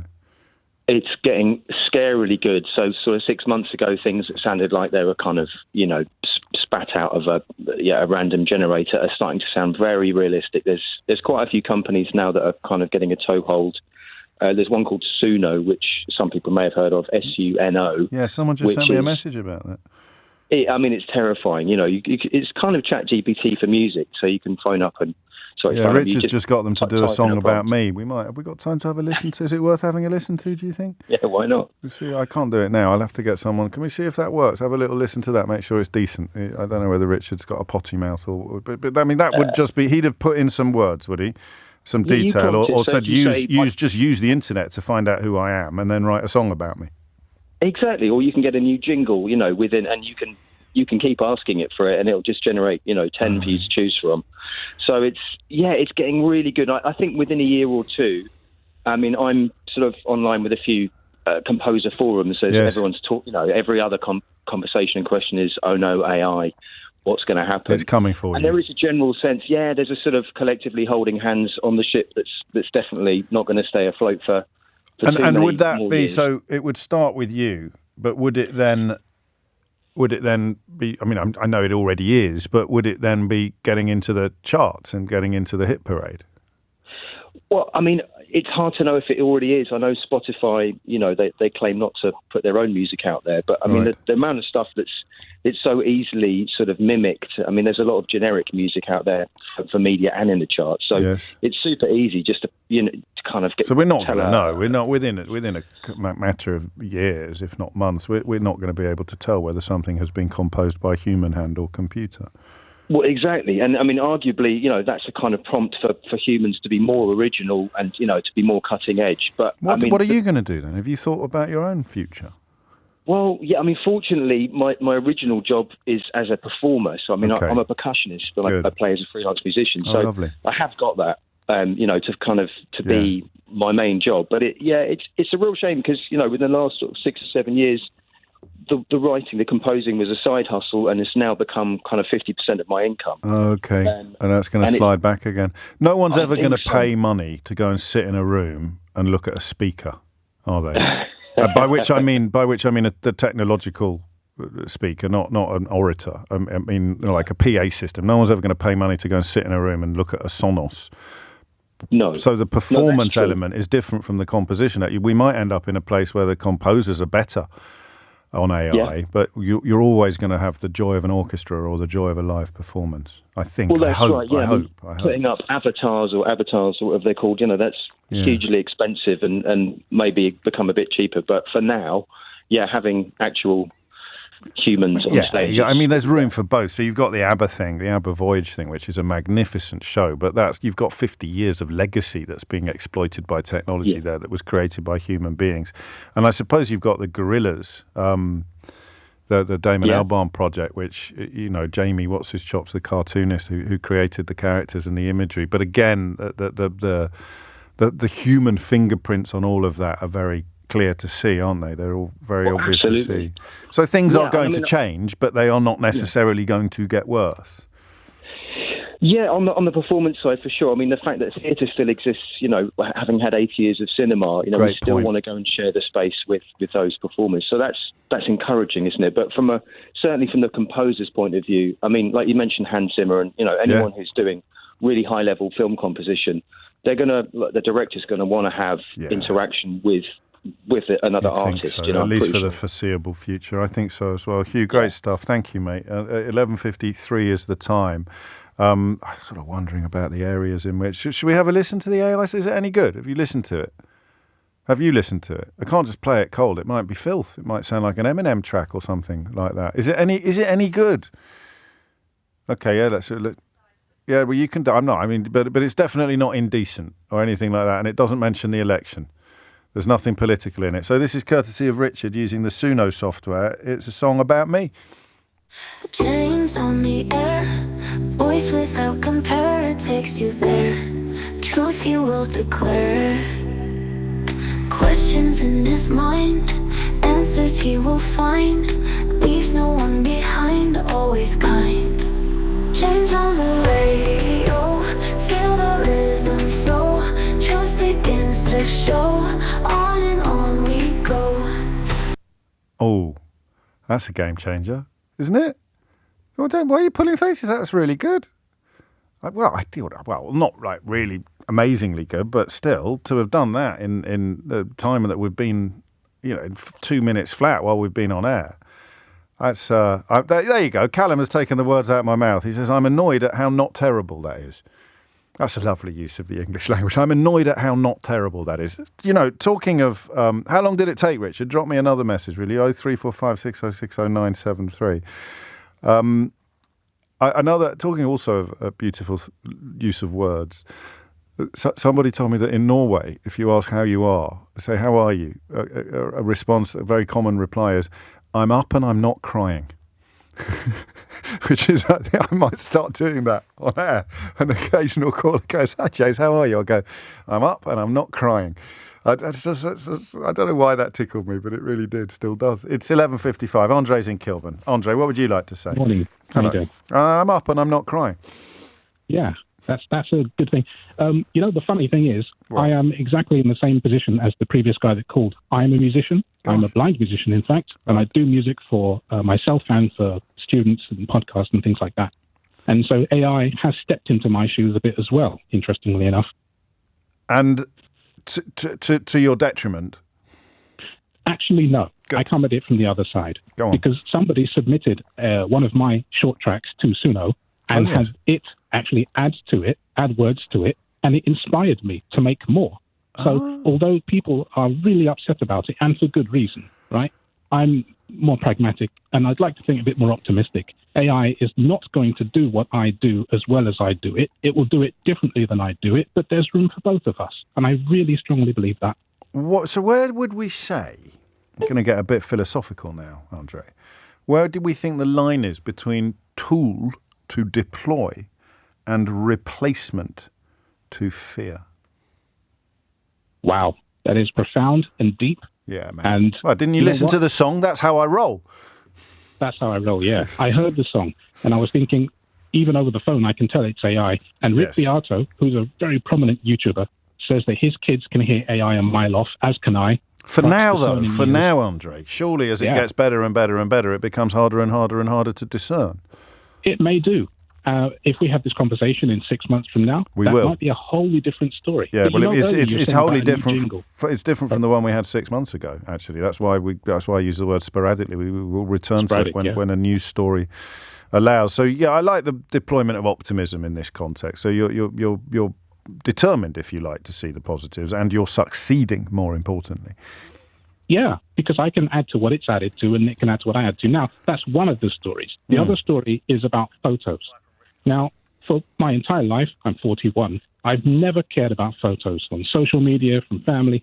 But in the last 6 months to a year, and this kind of to show how AI is growing, I have started to actually care about photos because there's an app called Be My Eyes for iPhone and Android, which allows a blind person to send a photo to ChatGPT to have it described to them. And it is done in fantastic detail.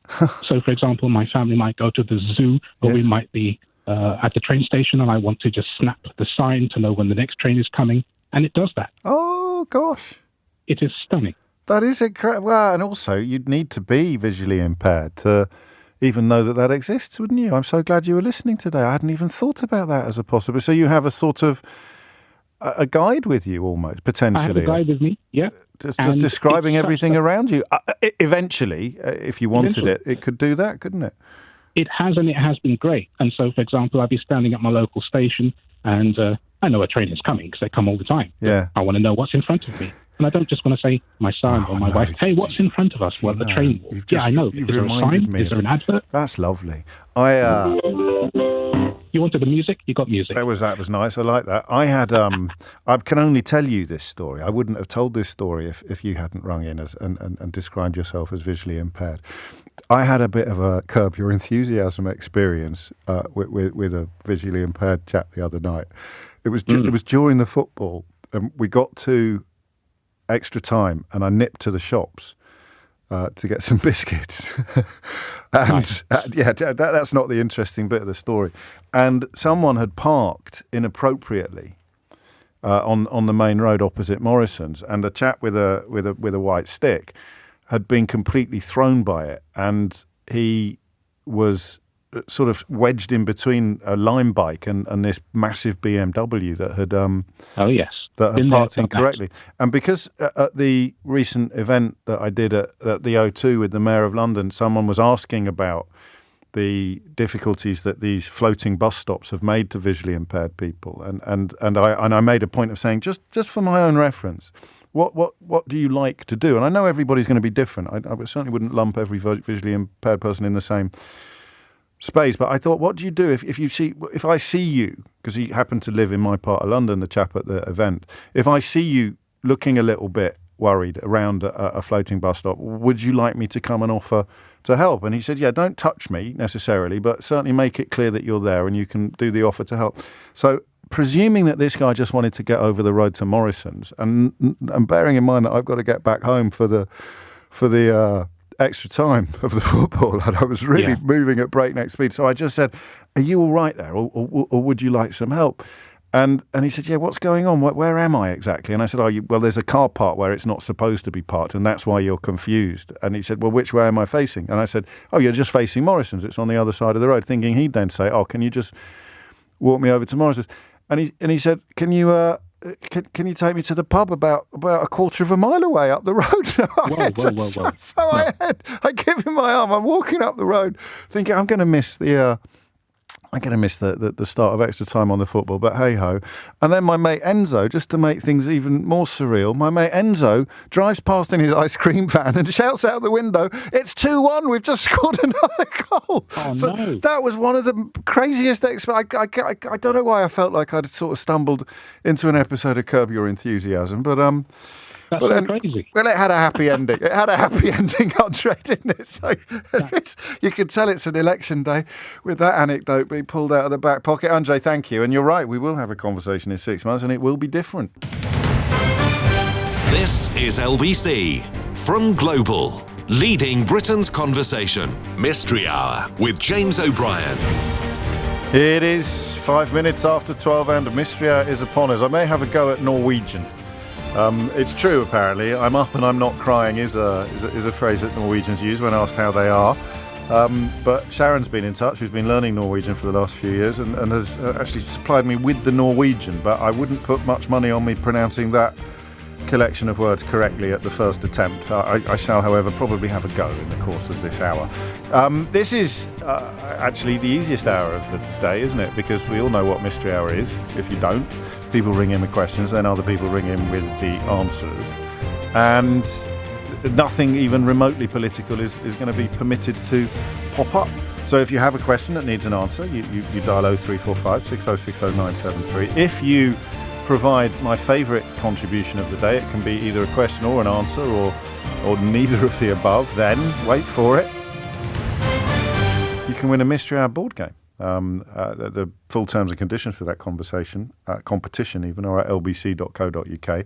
You can find out more about the board game at mysteryhour.co.uk. Hours and hours and hours of family fun.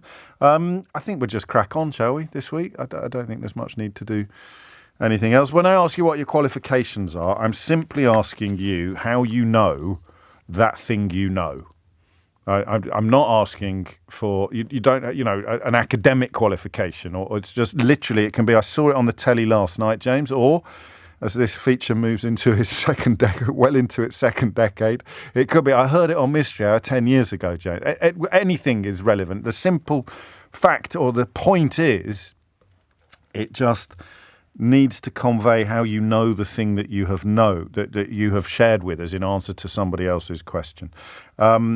And the first mystery we can solve, actually, to break with tradition slightly, thanks to Richard, has been in touch with regard to that rather lovely song that we heard earlier. It took 30 seconds. I just asked it to write a dance pop song about James O'Brien. And it was rather, I thought it was rather nice. 7 minutes after 12 is the time. Should we crack on with Mystery Hour? I think we will crack on. Andy's in Brighton. Andy, question or answer? James, I've got a question. Carry on. Hello. Right. Oh, it's about magnets. Magnets? I've been trying to get on with, magnets. I've been trying to get on with this for ages, and I'm really flummoxed, and I hope that I just didn't pay much attention in physics. And I know that we both got a D, didn't we? So I'm just putting this out to the country. Thanks for that, Andy. Thanks, You're mate. Sorry. Yeah, no, you crack on. On you go. Was you GCSE or O-level? It was GCSE. Oh, you see, mine was O-level, so I did better than you. They're the same. No, they're not the same. A D at O-level is worth pretty much an A at GCSE. Is that right? Yeah, right. definitely. Okay. Carry on. So, if you've got a bar magnet, right, a normal bar magnet with a positive and a negative pole on either end. Yeah.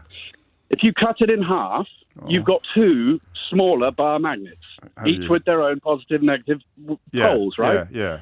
Well, if you cut it in half and in half and in half and in half, loads until you've got a very, very tiny magnet, does the small size, negate the magnetism? In other words, if the proximity can you of cut the, can you cut it so thinly that it would cease to be magnetic? Yes.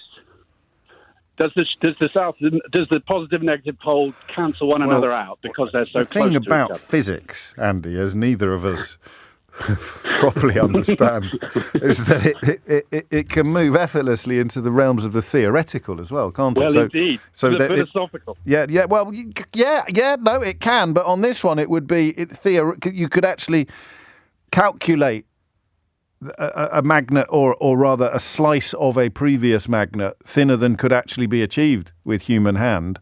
But the laws of physics would still apply. So my tentative answer would be that, yes, it would still be magnetic. Because the laws of physics... So if it was a micron thin and still had a positive and negative... Because it would still create a magnetic field. It would still create a magnetic field. It would have both poles, however thin it was. But said field, would they not overlap? Like a sort of a Venn diagram, as it were, of magnetism. Like, wouldn't the intersection be so great as to negate the magnetism? Well, we'll find that. Well, we may not, but we'll certainly ask the question to see whether or not anyone... I'd love to know. Yes, it's keeping me up at night, honestly. Well, we can't have that, Andy. We can't have that. 10 minutes after 12 is the time. If you slice a bar magnet, as in like an oblong magnet, you slice it so thinly that the slice you have ceases to be magnetic. Is that a thing? If not, why not? Stephen is in where are you, Stephen? I know you're in Cornwall, but is it St. Earth or St. Erith misspelled? St. Earth, Hale, St. Earth, Hale, yes. Lovely stuff. Question or answer? Question. Yeah. First time corner, by the way, so a little bit nervous. You're very welcome. It's only me. But I know you're sympathising with me on this one. Go on. So I was kind of wondering why we haven't cured male baldness by now. Right, so this is my D in physics. My D in physics in 1987. Oh, no, I did do a GCSE in physics. I take it all back. So my D in physics and now my thinning pate have both been brought up with reference to the first two questions on Mystery Hour. This isn't going well. What's the question? Why has it not been cured? Yeah, because it's been around for quite a while. It's a common problem. It's a bit like the common cold and stuff. But I know that hasn't been cured either. You'd have thought the money you'd make if you could simply remedy baldness or thinning hair. Yeah. I mean, there are various things on the market that claim to help or claim to address it. I think there are some tablets that do make a difference. And of course, you can do the old transplants now and the plugging with varying degrees of success. So that's not a cure, though, is it? No, it's not. No, it's not a cure. So I was kind of wondering. I know it's all to do with genes and protons and whatever it is. Protons? Not protons, so proteins. Oh, right, yeah. It might be something to do with proteins. I don't think protons have got much to do with it. But I mean, the answer would be the same as why anything hasn't been invented, is it just hasn't yet. And one day it will be.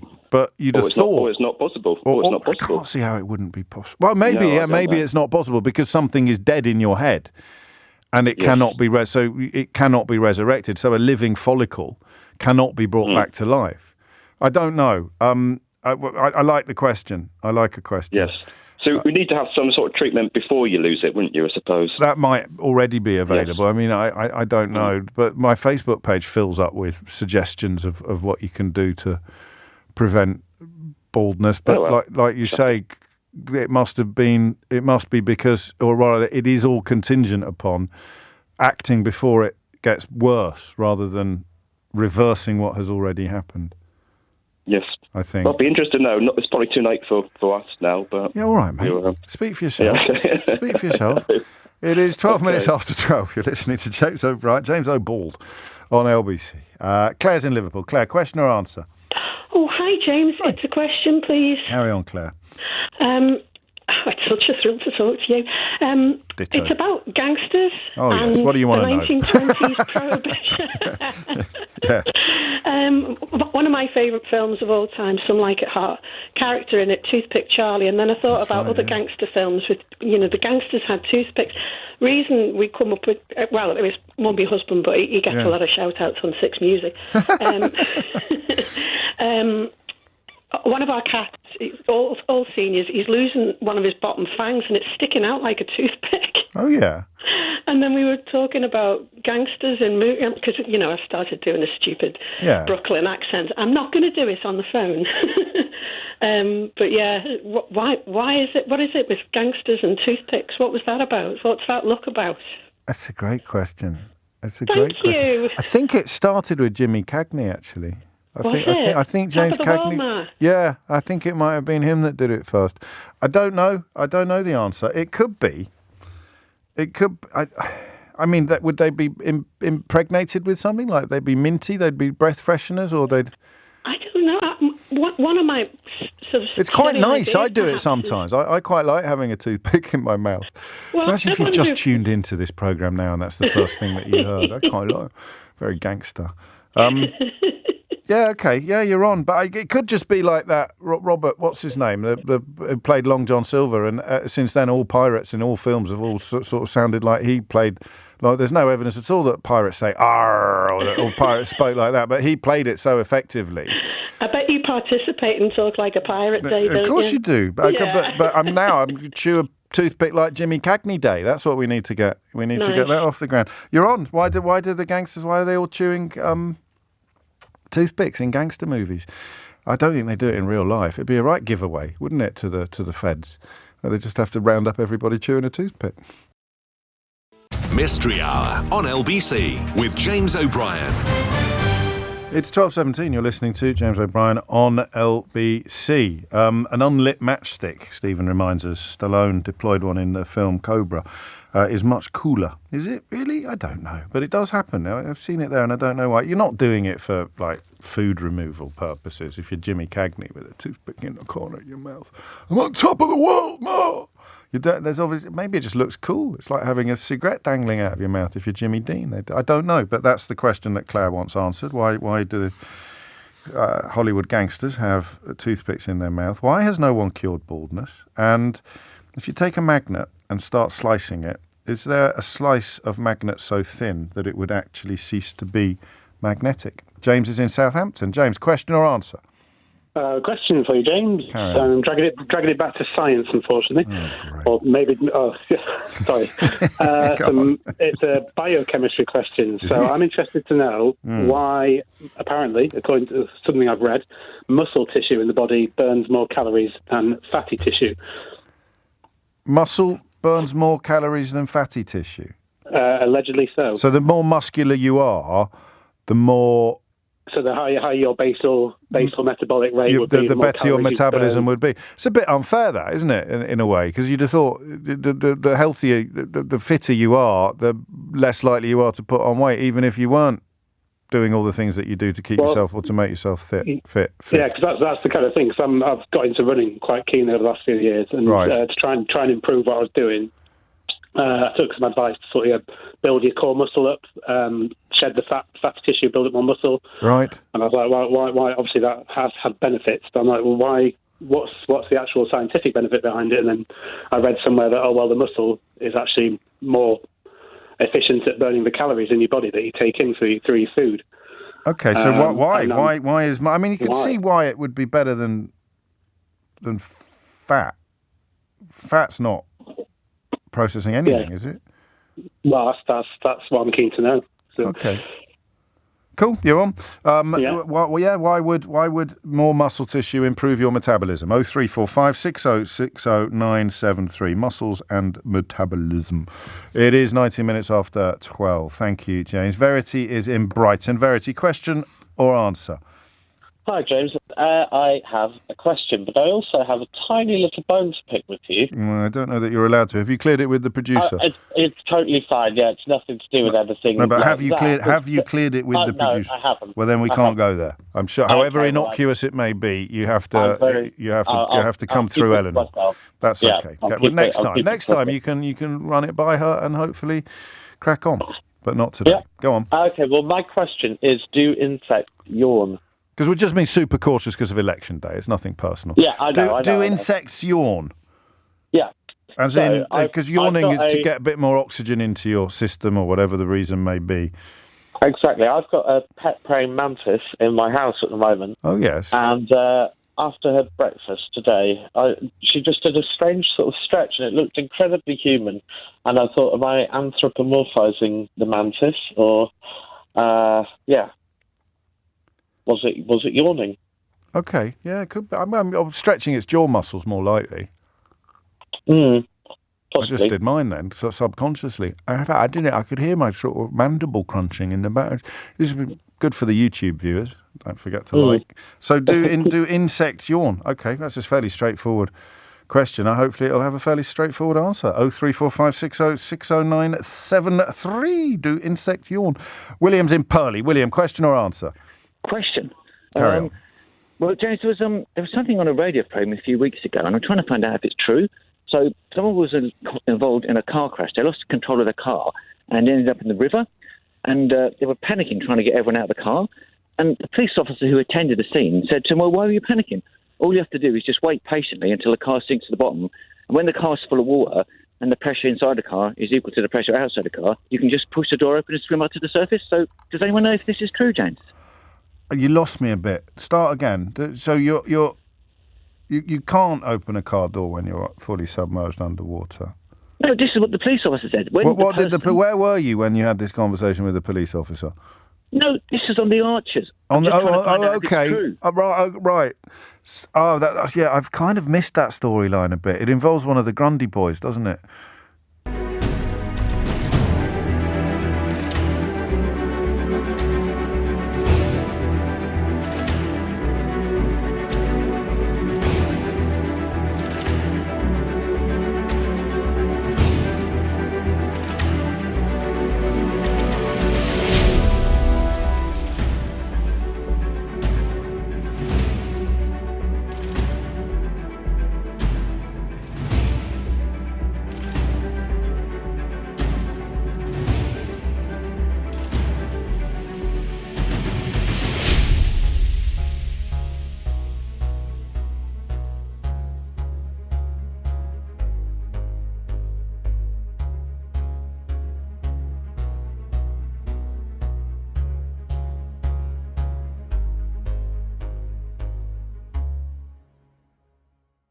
No, the woman who's an alcoholic. She's related to the artist, I think. Yeah, but one of the Grundy boys was.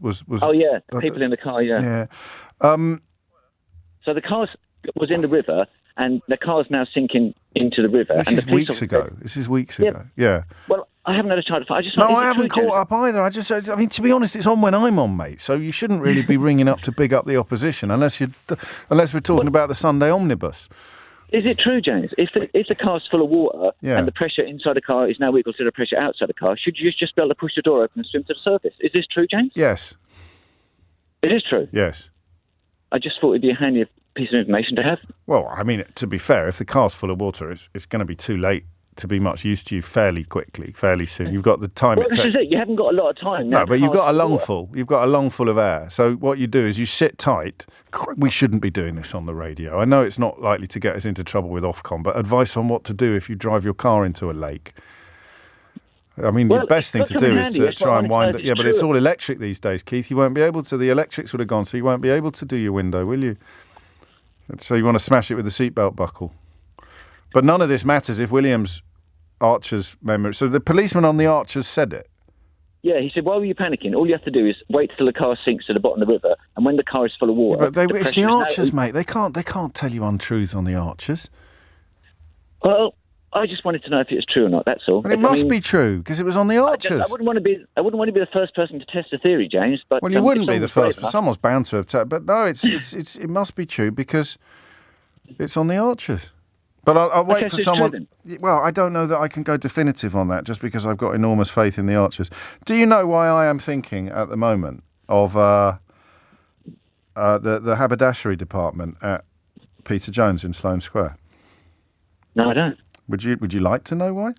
I'd like to know. Well, I'm thinking of the Archers as a sort of... almost an epitome of comfort. If you were ever poorly at my prep school...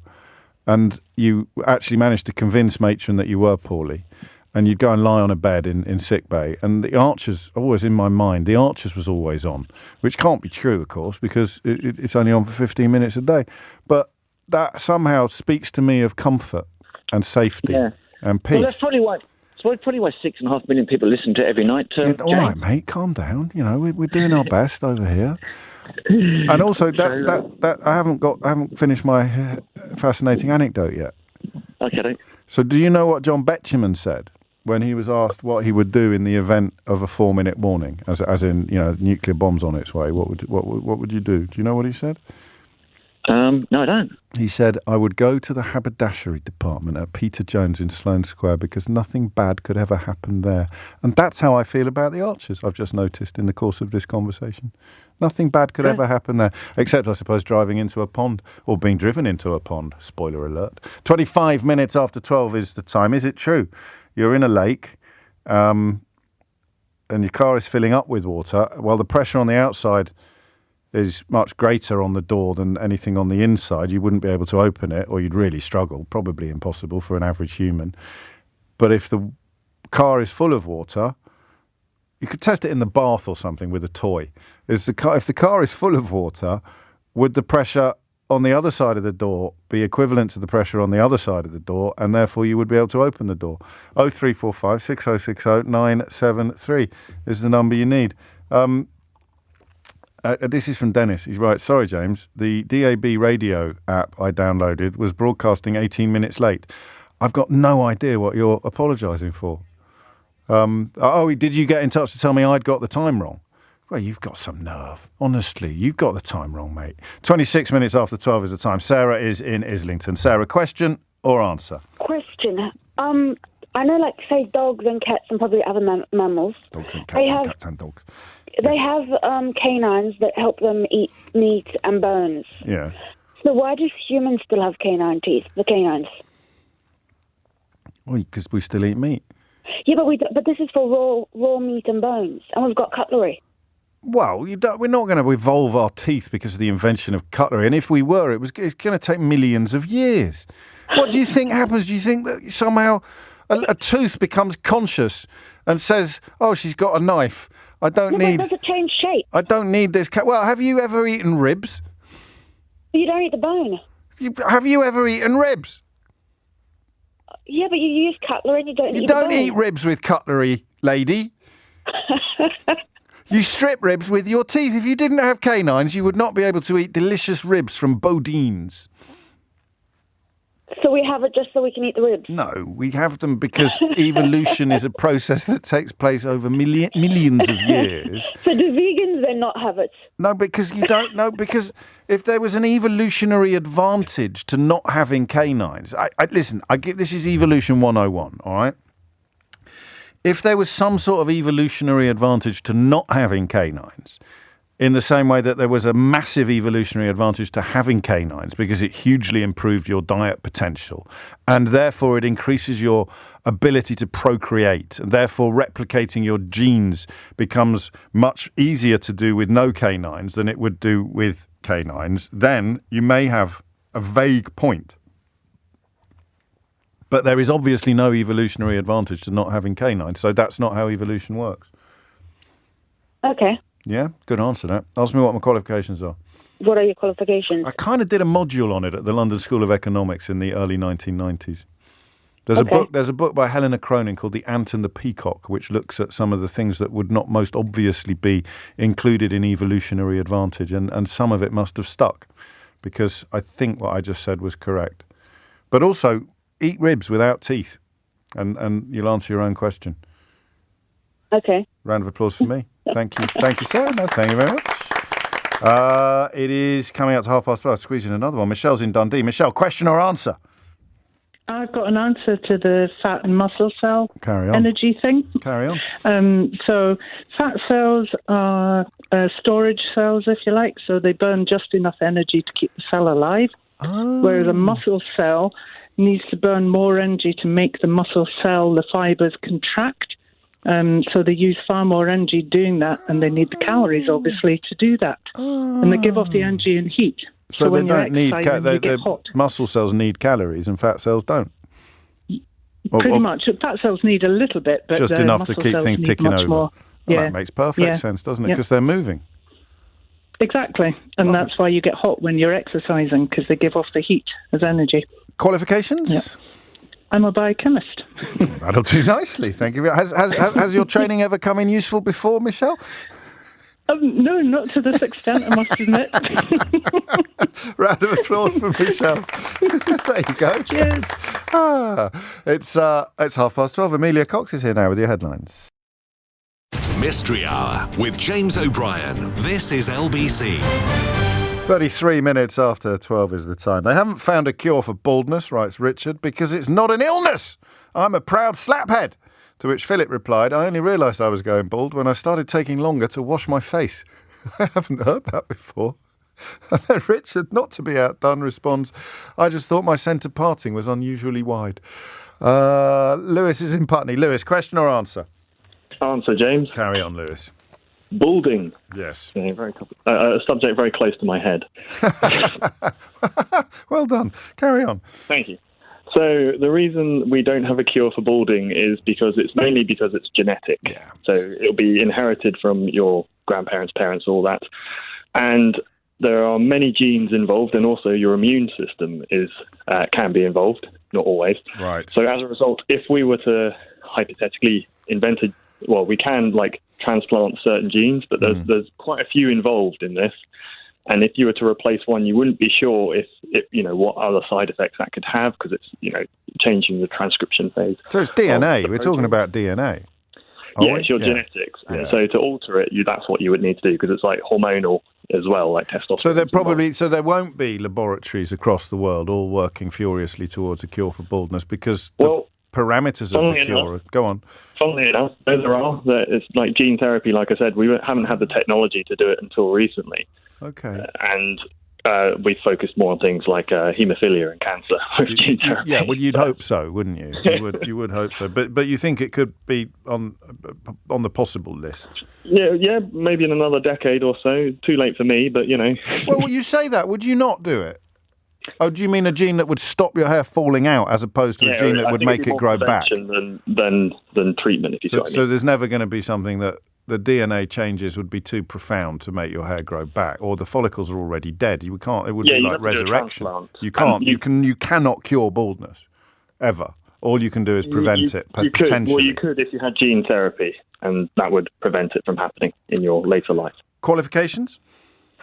I have a degree in medical genetics, and I'm bald.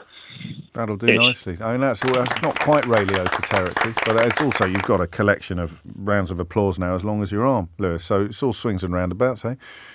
Thank you very much. Thank you very much. It's 12:35. Simon's in Ikaria. Simon, question or answer? Kalispera, James. It's a question. Kalispera. How are you? You all right? I am very well, yeah. I was reading about Ikaria the other day. It's the island of longevity, isn't it? People live longer on Ikaria than almost anywhere else in the world.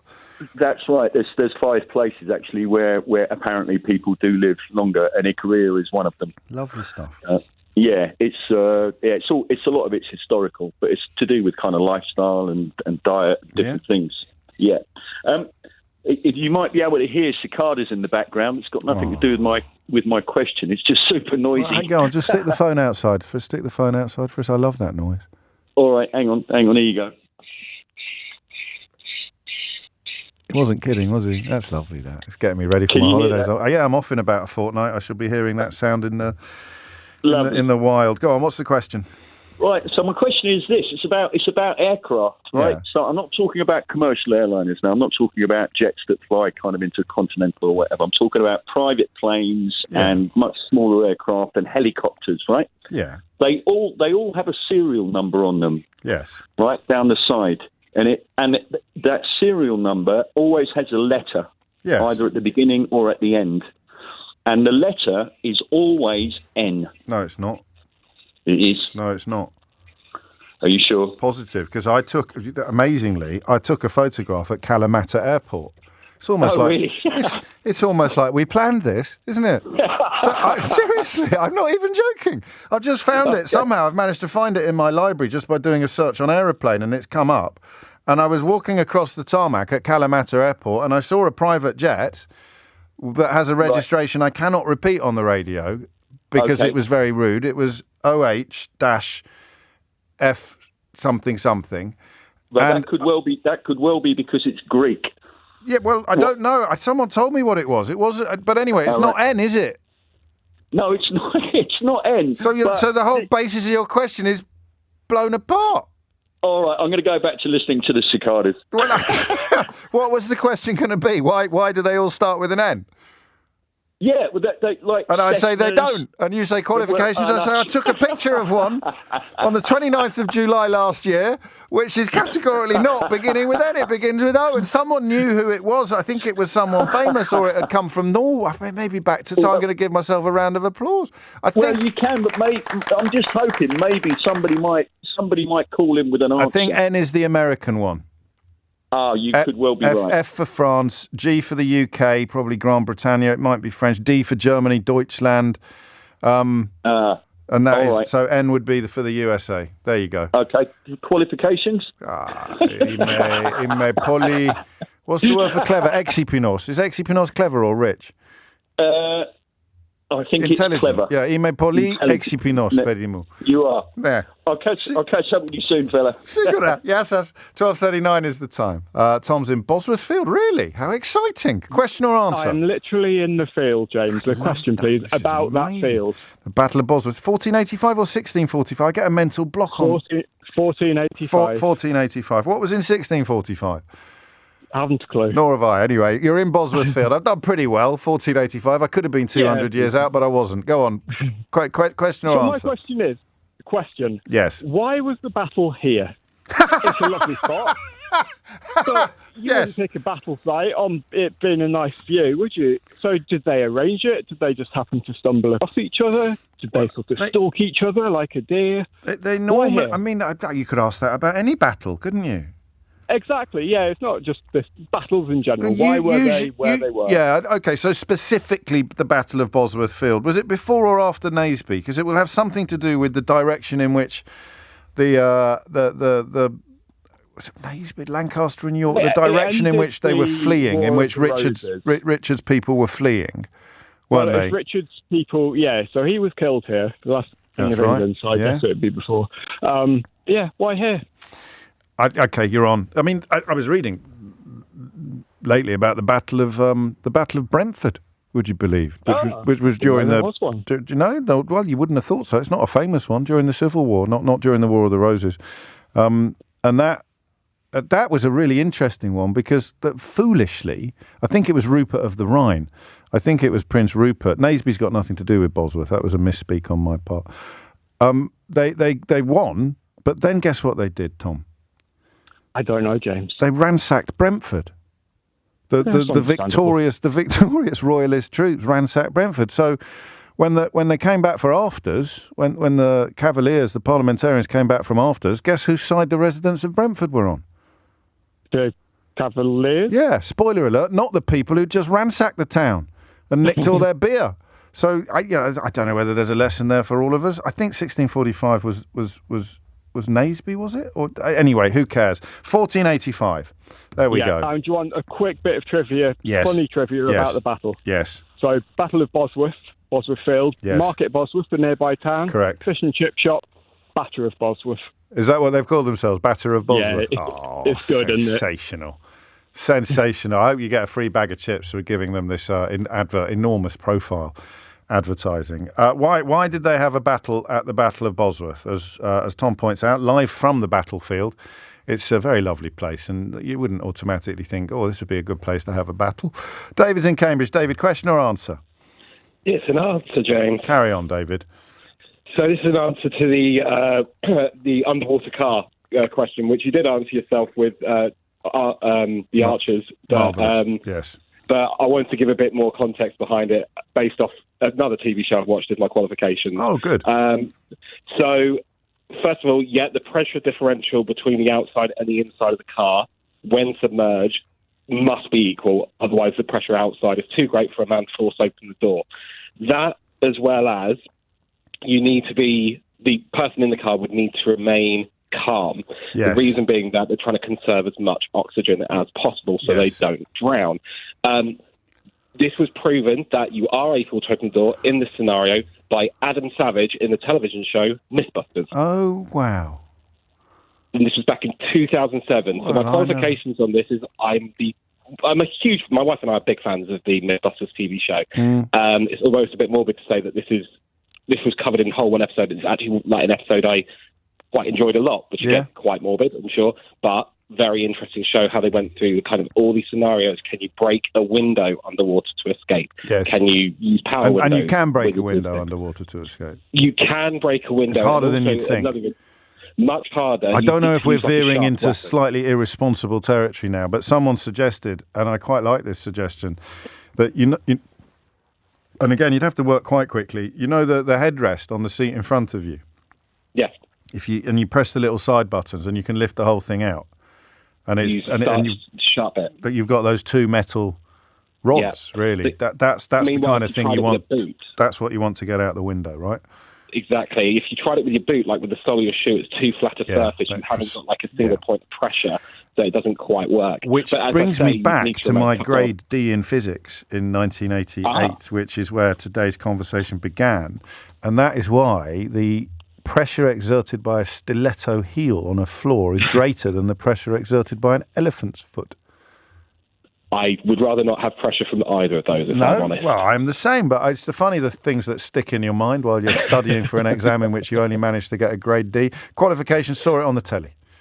Saw it on the telly several years ago and done several times since. Round of applause for David. Thank you very much. I like that one. No, you too. And I'm reminded of the magnets question, to which we haven't had an answer. The baldness question we have. The toothpicks question we haven't. The muscles and metabolism question we have. The insects yawning question we haven't. The car windows question we now have. The K9 teeth question I did. The private aircraft question I did.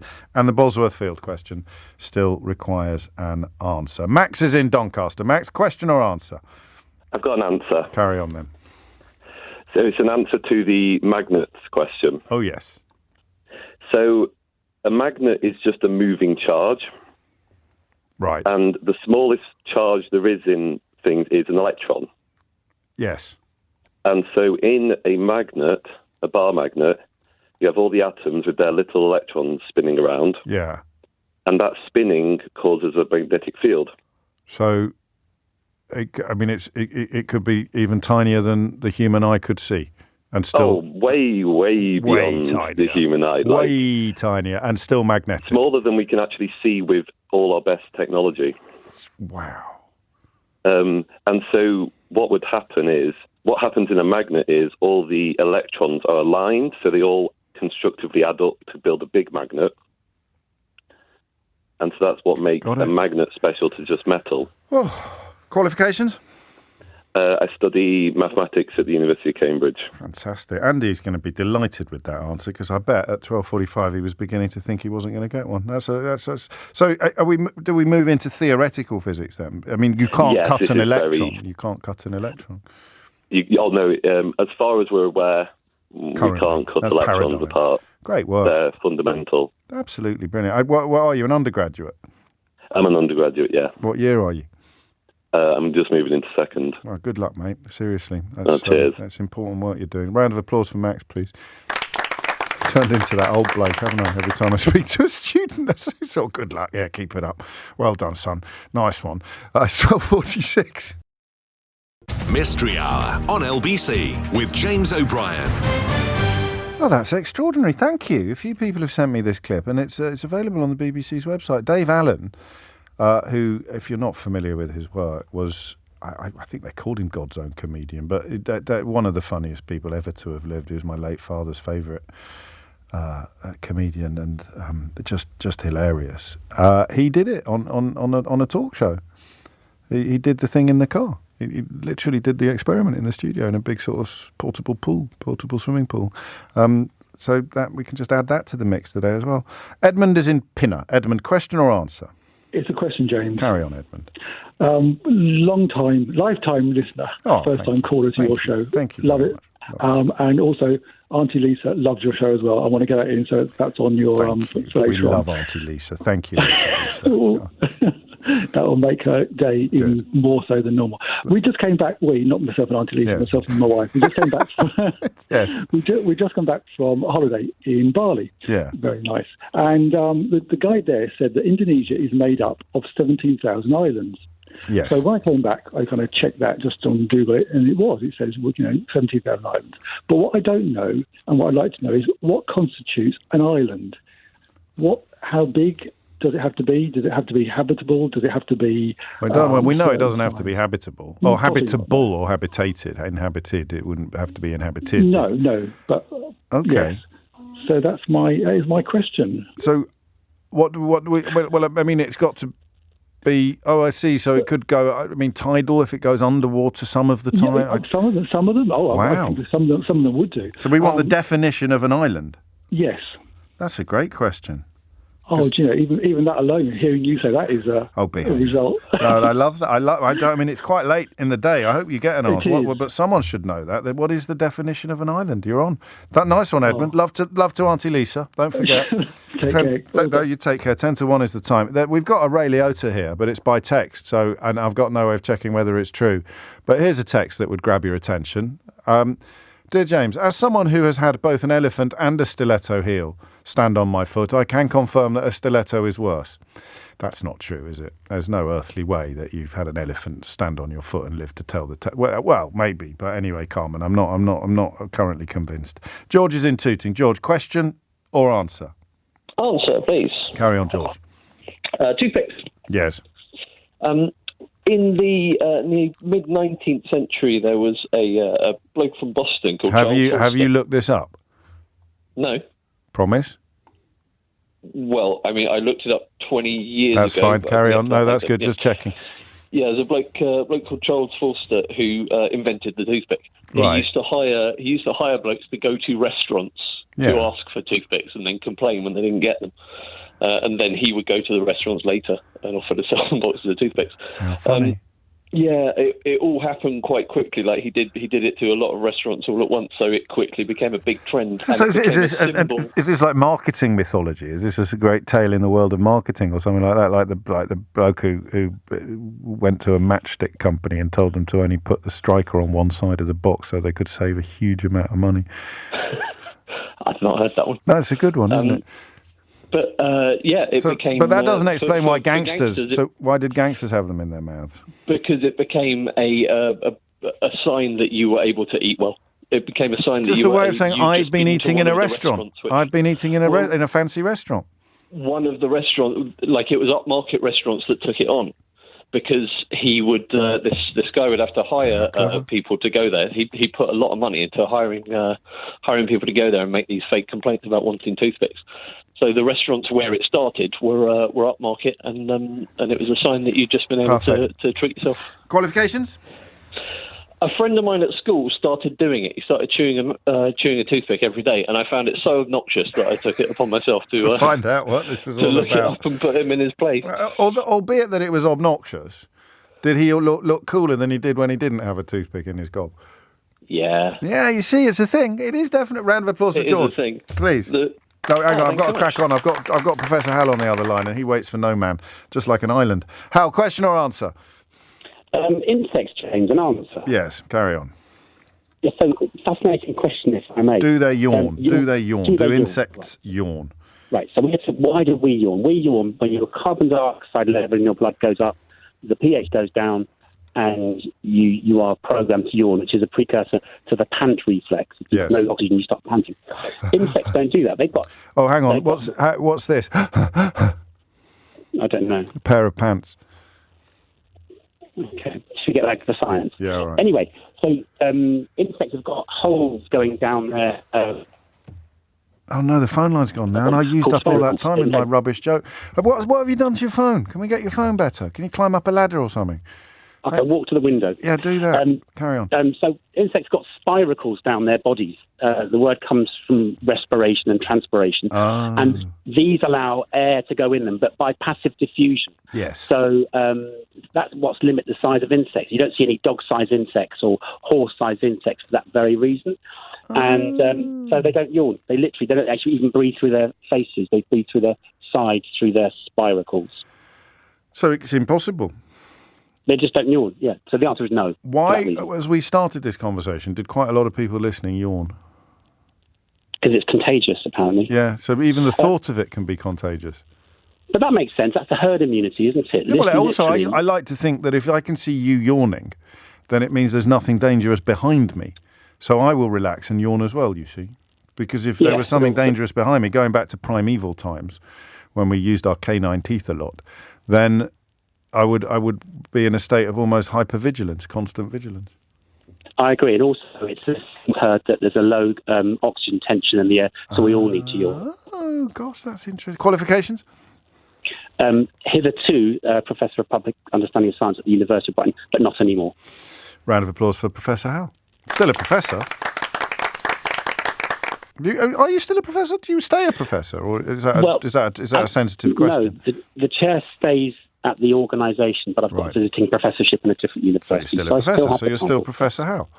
Exactly. You'll always be Professor Hal to me, but I'm just checking the technicalities. Now, before you go, that pants joke was a little bit better than you allowed. It was, but I just couldn't give you the satisfaction, could I? Well, that's very honest of you and perfectly reasonable in the circumstances. 12:56, very nearly. Tommy's in Manchester. Tommy, question or answer? Answer for you, James. Carry on, then. And I'll tell you what, my pleasure is to speak to you. Likewise, you're very kind. So, your question about aircraft numbers. Yeah. They are difficult to decipher, of course they are. So the numerical is the number of aircraft that's been manufactured. The first two letters are allocated by the manufacturer. It's got nothing to do with the country. I got so many messages telling me that G was GB and N was America. No. So if you get to the infancy of an aircraft that's been built by, say, Augusta Westlands, it may well start with AW and then 01. Well. As they go through the manufacturing process, those numbers may well change, but they're allocated by the manufacturer, not the country it comes from. But Simon's question was still wrong, or rather, when he said, "Why do they all begin?" No, you were right. Yeah, you were right, but for the wrong reason. Explanation for your I got all the right words. Right. I got all the right words, but not necessarily in the right order. Well, no, you often get in the right order, but sometimes, we all need a bit of help, don't we? You can say that again, Tommy. What are your qualifications? I have a HNC in aircraft engineering, and I did 22 years in the Royal Navy as a mechanical supervisor. So, round of applause for Tommy, and a salute, I think, as well. Thank you, mate. Lovely stuff. 12:57. Alex is in Bexley Heath. Alex, question or answer? Well, it's part of an answer. I'll be honest and frank, I didn't actually get the question that the lady answered. Right. But what she said was that which is more painful, being trod on the foot by a stiletto or an elephant? Sort of. But you crack on because I only caught the gist at the end. Well, what were you doing? What? I mean, I'm not here for my own amusement. What was I doing? Well, I was actually clearing out a garage site, if I'll be honest, and I just turned the radio on and caught the tail end of this answer. All right. And it's where you actually said to the you answered for her and said that there's no way that I believe someone could be trod on the foot by an elephant and actually survive and tell the tale. Well, no, you missed an important bit. So I remember from school, we were talking about how a pressure, surface area and pressure, that a stiletto heel exerts more pressure on the part of the surface that it is pressed down on, if someone's wearing it, of course, than an elephant's foot does. Ah, right. But in answer to, I totally agree, because I have been trod on the foot by a stiletto, and it was excruciatingly painful because it was a very concentrated small area, as you quite rightly say. Yes. I have also been trod on the foot by an elephant, a baby elephant, admittedly slightly taller than me, when I was in Thailand, when you could take the elephants to the river and wash them. And it accidentally trod on my foot, which was painful, but the soil underneath the water was soft, so it squashed my foot down and not actually broke anything. So scientifically, we'd need you to have been standing on the same surface with the elephant as you would with the stiletto heel, which I suspect may have happened on either on a dance floor or at an establishment of ill repute. I've never seen an elephant on a dance floor. No, you haven't lived, mate. Seriously, you're going to the wrong clubs. I think you're right. I need to get out there and live a bit.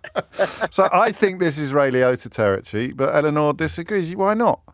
Why not? Yeah, thank you. No, but it doesn't matter, so it can't go definitive on the answer. But a Ray Liotta, he's been trodden on by a stiletto heel and an elephant. Yes. He doesn't even know. You don't even know what a Ray Liotta is, do you, Alex? No, not really. You've never even listened to this programme before, have you?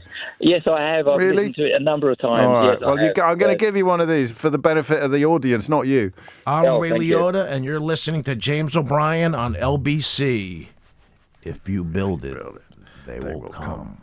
I'm going to give the game to Sarah for her K9 teeth question, I think, today. It could have been anyone. It was a very, very good mystery hour, which will be available as a podcast later today. That is it from me. We did it. No Ofcom complaints. Yes! We got there. Sheila Fogarty's turn next to get through 3 hours on Election Day without talking about politics. If you missed any of today's show, you can listen back on Catch Up on Global Player, the official LBC app, where you can also pause and rewind live radio. Download it now for free from your app store or head to globalplayer.com. Coming up at 4 on LBC, it's Tom Swarbrick. But now it's time for Sheila Fogarty. Thing is, everything is politics. Yeah. All right, Plato. It's politics adjacent. It's politics adjacent. It's politics adjacent. It's politics adjacent. It's politics adjacent. It's politics adjacent. It's politics adjacent. It's politics adjacent. It's politics adjacent. It's politics adjacent. It's politics adjacent. It's politics adjacent. It's politics adjacent. It's politics adjacent. It's politics adjacent.